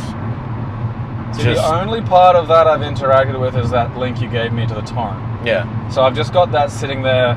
I don't delete the torrent, and I just every now and then if I want to see something, I'll activate it. And yeah. I mean, it's taking up 330 gigabytes on my download drive, but okay. Yeah. That's like, it's, because from that it looks so organized. Yeah. But it's just, you gotta then realize that there's like 30 years of Japanese variety TV. Yeah. Just out there. I know what the thing that sort of gave me that let me know it's like, oh yeah, this is like just like real early days fan community shit, was like just how there's like a whole section on that of just like other stuff. It's like, here's just things that haven't really been categorized and sort of can't be exactly, and are maybe only tangentially related to like all this shit in the first place. It's like, look, at the end of the day, you know, everything's there, high quality and as high a definition as it was when it was broadcast and translated, and sometimes even with the little translated notes that explain that, oh, that's a celebrity. Yeah, I just wish they'd leave it up on screen for just a bit longer. It does sort of blip on and off. Because, like, I get it, there's only so much space for text and you're translating things so rapidly.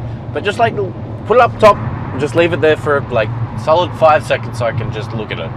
Because even trying to pause it's hard, because sometimes it's just gone. Like, when I say blip, I mean a fucking blip. Sometimes it is a fucking blip. Because that's a problem we're running into the Batsus, the no laughing Batsus, is early on it was fine, but now they're integrating a lot of celebrities from earlier on they were like more ghetto, so they were able to get like fucking celebrities. But now they're getting TV and radio celebrities and stuff, and we're just kind of sitting there going, Gabe occasionally sees a wrestler or someone, and that's like, good context. Fortunately, the most recent one we were watching was The Hospital, and we were like, it's 4 hours long, and I sort of get why now that we've watched like an hour and a half or 2 hours of it, because like the first one's like an hour and a half or something, like there's others are like 2 hours, and it's like, oh yeah, this one they kind of change a few things, and also all of them are there, so I sort of understand. It's like, all right, yeah, this is 4 hours, but like the director of The Hospital is fucking Sonny Chiba of all people, like, which is kind of fun. Who is Sonny Chiba for those? Okay, yes. Most Western audiences will have seen him as Hanzo Hattori, the sword master, the sword maker in Kill Bill. Right. And he is a legendary Japanese director and action star who did things like, I think the Street Fighter originally, like I'm pretty sure that was him. An old, so like he's a old Japanese action star. And then, so he was like the fucking hospital director. And he's like giving him medical tests and shit, and like he was told probably to do the old ball grab, but Sonny Chiba is getting in there, like, and like you're there watching it, and they're they're fucking breaking down laughing, as I would, because that's noted director and action star Sonny Chiba squeezing my testicles just a bit firmly, and like that's funny, like, so that's and then like later, so. The idea of the no laughing Bastards, if you haven't seen them, is like the comedians aren't allowed to laugh for a 24-hour period once they're doing this thing, and it's not like they're just walking around. Like usually, like some of them or like some of the lower guys will come up with all these pranks and basically sketches that they play out in front of them and that they have to sort of like sit there and endure to fuck with them. And so one of them was like, they're all dressed as nurses, like with skirts on and whatnot for starters, and they're out there, doing one of these Japanese like fucking. Meeting things with motivational meeting, corporate exercise things with doing jumping jacks and shit or whatever. But the guy's giving it like, so, director Sonny Chiba is up there giving a speech, and they have their doctor of martial arts, who is Masahiro Chono, who is like a fairly legendary Japanese professional wrestler. He was in the NWO back in the day, and he's like their director of discipline. And so 3 doctors have failed, and these are like just old doctor-looking guys, but I'm also pretty sure one of them was a professional wrestler because he had a big nugget of a head. And that was the first one. The first one looked like he was an actual wrestler. And so Chono slaps him in the goddamn face. And when I say slaps him in the fucking face, it's more like one of those fucking it's more like a palm strike, just not to the cheek, not to like the ear and the jaw. But I will fucking tell you that this shit fucking canes. Like, it hurts like shit. It will rattle you. You'll have a headache. His hands were huge. Yeah, and like an old professional wrestler is not going to have the same understanding of what does and doesn't hurt as a regular human being. And then the next guy's like an old dude. Like he looks 70. Yeah. And he fucking slaps the shit out of it. Like, and it looks like it sucks. And then so fucking director goddamn, you know, Chono, fucking Sonny Chiba says that like some delinquent has stolen Chono's fucking favorite fucking hanky. His handkerchief, yeah. It looked like this, and it's like this fucking handkerchief with like this maroon. And all the comedians look in their pockets because they told it. Out, yeah. And the littlest one, little Yamasaki, Jose Yamasaki, pulls it out and starts quivering, like he's visibly shaking. And because he has just seen, you know, because they're all wrestling fans, they all know who Chono is, and he has just seen Chono, without pulling a fucking lick, slap the fucking tar out of an old man. Yeah. And Yamasaki is not an old man and has these cherubish little cheeks that you know can just cop a fucking He slap. kind of looks like if Piglet from Winnie the Pooh was a person. Oh, fuck, yeah, that is the perfect description of him. He is Piglet. And so, you know, he's, you know, because, like, anytime you fail in this thing, like, black nurses, or, like, nurses, like, completely dressed ahead into, like, goth nurses sprint out of nowhere with these big, heavy, but floppy, like, fucking paddles and whack them on the ass. And I mean, like, you're thinking that's not so bad, and it's like, no. Like, the sound they get out of this shit, like, you can tell it is fucking paddling them to fuck. And I've been hit with, like, it's like a heavy water noodle. Like, I've been hit with things like this, and it hurts like fucking shit. And, like, it's not the hurts like shit that will break something. It's not the hurts like shit that will leave you needing to get medical treatment. It's this shit that will just stack up and stack up and stack up until the point where, like, your ass is, like, fucking... Because it's over 24 hours, yeah. and at the end they show how many times each person gets hit. I think Endo was 170 last yeah, time. like he had like 179 hits or something. And like that stacks up. Like one time they were shooting him in the bum with a blow dart. The first one was, a blow dart to the bum, and I see why they kind of didn't go with that again. Because that's like cruel, and you'll be bleeding. It's a bit much. Yeah.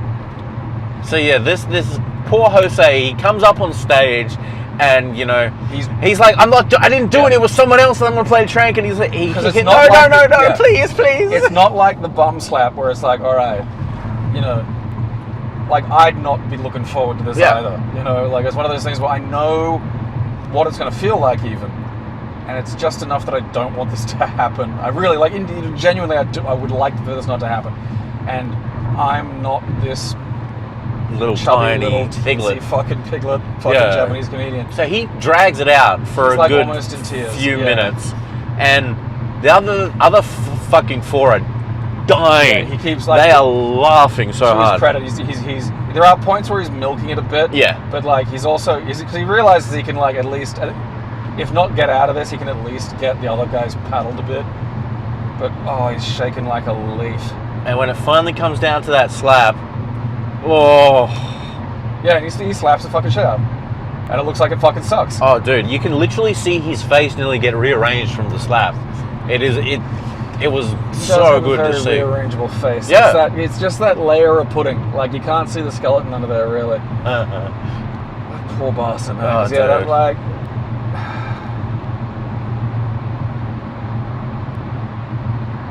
Because it fucking hurts. Yeah. It fucking hurts, like... Because you go into there expecting a bit of pain from the punishments, but you don't expect to be slapped by a legendary ex-wrestler. The bum is over. You know, there might be a sting. You mightn't want to sit down, but it's like getting hit in the face. You get that sinus thing. You get like, sometimes, you know, your head rattles. Like you get a bit of a headache afterward. Yeah. Like, the brain's in here. yeah, the brain moves though. Yeah. And I haven't seen much of Japanese wrestlers like, you know, going Benoit. Yeah. Which is weird because if anyone does a lot of this shit, it's the fucking Japanese. They're weird, probably fucking culture. Yeah, they probably just breeds had like something a brain-whacking culture for like the past like 1,000 years. Yeah. There's just been this little micro-adaptation. They've got like that Homer Simpson syndrome of just a slight layer of fat to keep the brain fucking safe. Which is be fucking useful, to be honest. Yeah. Because like, you see, like, and, you know, granted it's also a culture that will fucking like hide this shit and people will just die and they won't tell you why. It's like, oh, okay, Yeah. someone's died of old And it's like, no. I mean, there are, you know, some of the lady wrestlers particularly, like fucking, you know, Paul Nagano these days, like, just looks like an old librarian, you know? And you look at, like, her in her peak, and, like, the fucking shit. And, like the women fucking particularly, like, some of them, with the shit they would do to the human head and neck just blows the fucking mind. And you see them now, and it's like, they're coherent. You know, like, even some of the fucking, you know, wrestlers that used to take some fairly hard shots, you know, like, but haven't, like, fucking murdered their wife and child. Like, you know, some of them are a bit like, yeah. You know, like Tommy Dreamer has talked about it a bit, and is a bit, you know, you can see there's moments where file not found is happening in there. And it's like, all right, you know, all right, it hasn't gotten to the point that Benoit was at, so that's at least a positive, but it's not like this hasn't done anything. But, like, I don't know, man, you just don't see the same fucking degree of that with the Japanese wrestlers. It might be in other ways that you just don't see. They might be just better at fucking covering for it. Yeah. Like, you might see them and they're perfectly fine, and then just walk over and shit themselves, like. Yeah, he seems coherent, but the translator's lying, and he's really just talking about, like, fucking... how Noodles are stealing his fucking money. Noodles are in my brain! Oh, look, he's fine. Because, I mean, like, you look at, like... I mean, Terry Funk's apparently got dementia, but also, like... He's pretty old, and it just seems to be, like, regular dementia. Like, just regular slow onset, late in the game fucking dementia. Fuck me, he took a clobber. And he did have that look on his face that, like, a dog would get if you showed it, like, an optical illusion. You know, he just always looked like he could follow a lot of complex instructions, but still very confused. Yeah. But that's just also kind of his face.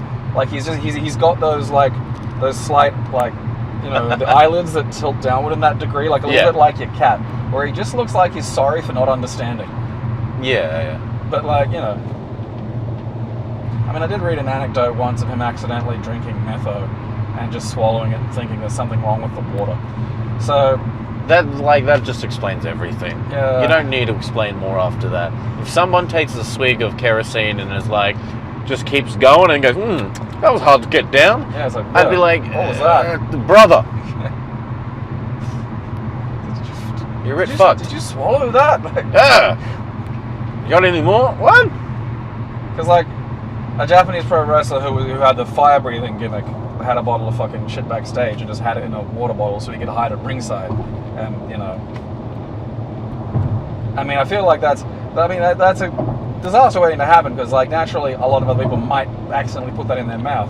I feel like only Terry Funk would consume it and then just complain it tasted weird. Can I just set people on fire in Japanese wrestling? Yeah.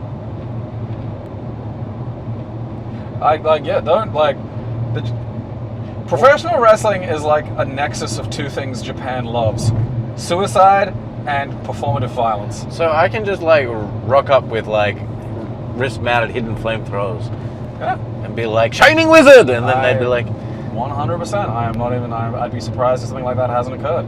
I mean, these are people that did, like, exploding barbed wire death matches, C4 death matches. In a lot of ways kind of worked, but there was a lot, like, people have been burnt, like, properly burnt. Yeah. Like, this isn't like when they set Kane's foot on fire in the WWE, which looked kind of cool, but also was, like, clearly a fucking, you know, he's wearing a wrestling boot, so it's like, yeah, fine. Like, you know, these are just cunts who are willing to, like, get fucking a flash powder explosion on their shoulder for a payday. Well... I need to go to Japan. The fire breathers, you know, they because it's just a puff. It's a whiff of a Kero flame. So it's like you know, if your eyes are closed, you know, you're gonna get maybe some slightly singed hair in that. I'm gonna go dressed as Dale. Pakistan. I mean, like, Pakistan. what have I seen them do recently? I mean, I've seen someone get a whippersnipper to the chest. Ah! Yeah. I mean, CZW will usually do a lot of fucked up shit, but I mean, I still think I still feel that the fucking crown goes to Japan. Like, I've seen ones where there's just, like, a fucking chopping board with, like, meat cleavers in it. And it's not like the barbed wire, like, because like I've fallen like onto barbed wire and got poked a bit. Like that's a lot of poking, and it'll hurt and it'll suck, and it takes a certain amount of madness and courage to do that. But also, there's a fucking far cry from that to just like falling onto like several steak knives. Yeah. And I've seen these bits and the results, and it's fucked. It's just like, here's a chunk gone. Like, I mean, it can happen occasionally with the fucking light tubes, but usually by accident. It's not like a fucking... I mean, I don't know what you're expecting making these fucking knife boards, because they're fucked. Like I just, it's one of those things where I just feel like there's not a lot more you can do with them, you know? Yeah. Like you do have to sort of get creative in terms of how you apply a lot of these things, and also like dial it back occasionally, you know? It's like, good fucking God, man, you know? So it's like, oh yeah, look at that guy's back. There's just like probably like centimeter deep fucking cuts, you know? And you don't think it's like, no, measure a centimeter and then imagine that in you, and then like multiple. Yeah, like maybe like it's a centimeter deep and like 7 centimeters long. Ah! Yeah, like it's like, all right, well, and it's bleeding. It's fucking bleeding. I mean, something like that happened in a fucking Lucha Underground match. The fucking amazing match between Killshot and whoever he was like having a fucking argument with at the time. That was a fucking great match. That was a light tube one. The light tube broke and like fucking took a piece out of a fucking Killshot. Do they have Sentai wrestling? I mean, it just close to is. I'd say DDT would probably have to have done something like that. I don't think there's an exclusively Sentai Wrestling Federation, but I know that, I mean, DDT had a character called Mecha Mummy. Ooh. Yeah. Who... As in, like, a mother or a mummy? A mummy. Excellent. That was also a robot. Excellent! And had a detachable drill arm that he could launch at people. I fucking love Japan. Oh, like... okay, like, it's funny, too, because, like, pro wrestling in Japan runs the gamut from, like, New Japan and Old Japan, which would treat themselves like very legitimate sports. Yeah. And then DDT, where, like, a blow-up doll won a title off of a ceiling fan once. Like... It's just like that's you anything you could possibly want, they've got you covered. Like there's some great like I'll show you some clips eventually, because DDT has had like full tilt wrestling matches just in a forest. I love this. I love these people. Yeah, like, and I mean like they're doing stuff. Like it's not just them and a doll sort of piss farting around. Yeah. Like because the other thing is like DDT has also had some of the most talented wrestlers in it. Like Kenny Omega, who is again one of the fucking top in the world. There's footage of him having a insanely convincing match against a 6-year-old girl who I think is in Stardom now. I think that's fucking Azumi or something. I love Japan. Or Konami. And he's also the one that did the Ultra Atomic Buster to the real doll. Kota Ibushi was in there as well. It's Kota Ibushi often doing a lot of the weird shit. Like there's just it's like him doing a fucking moonsault from a tree stump into a creek. And it's like, I'm glad we got that covered. But like the weird thing is like Japan just is strangely compartmentalized. Keep It Classy is proudly sponsored completely by its fans. We thank you for your support.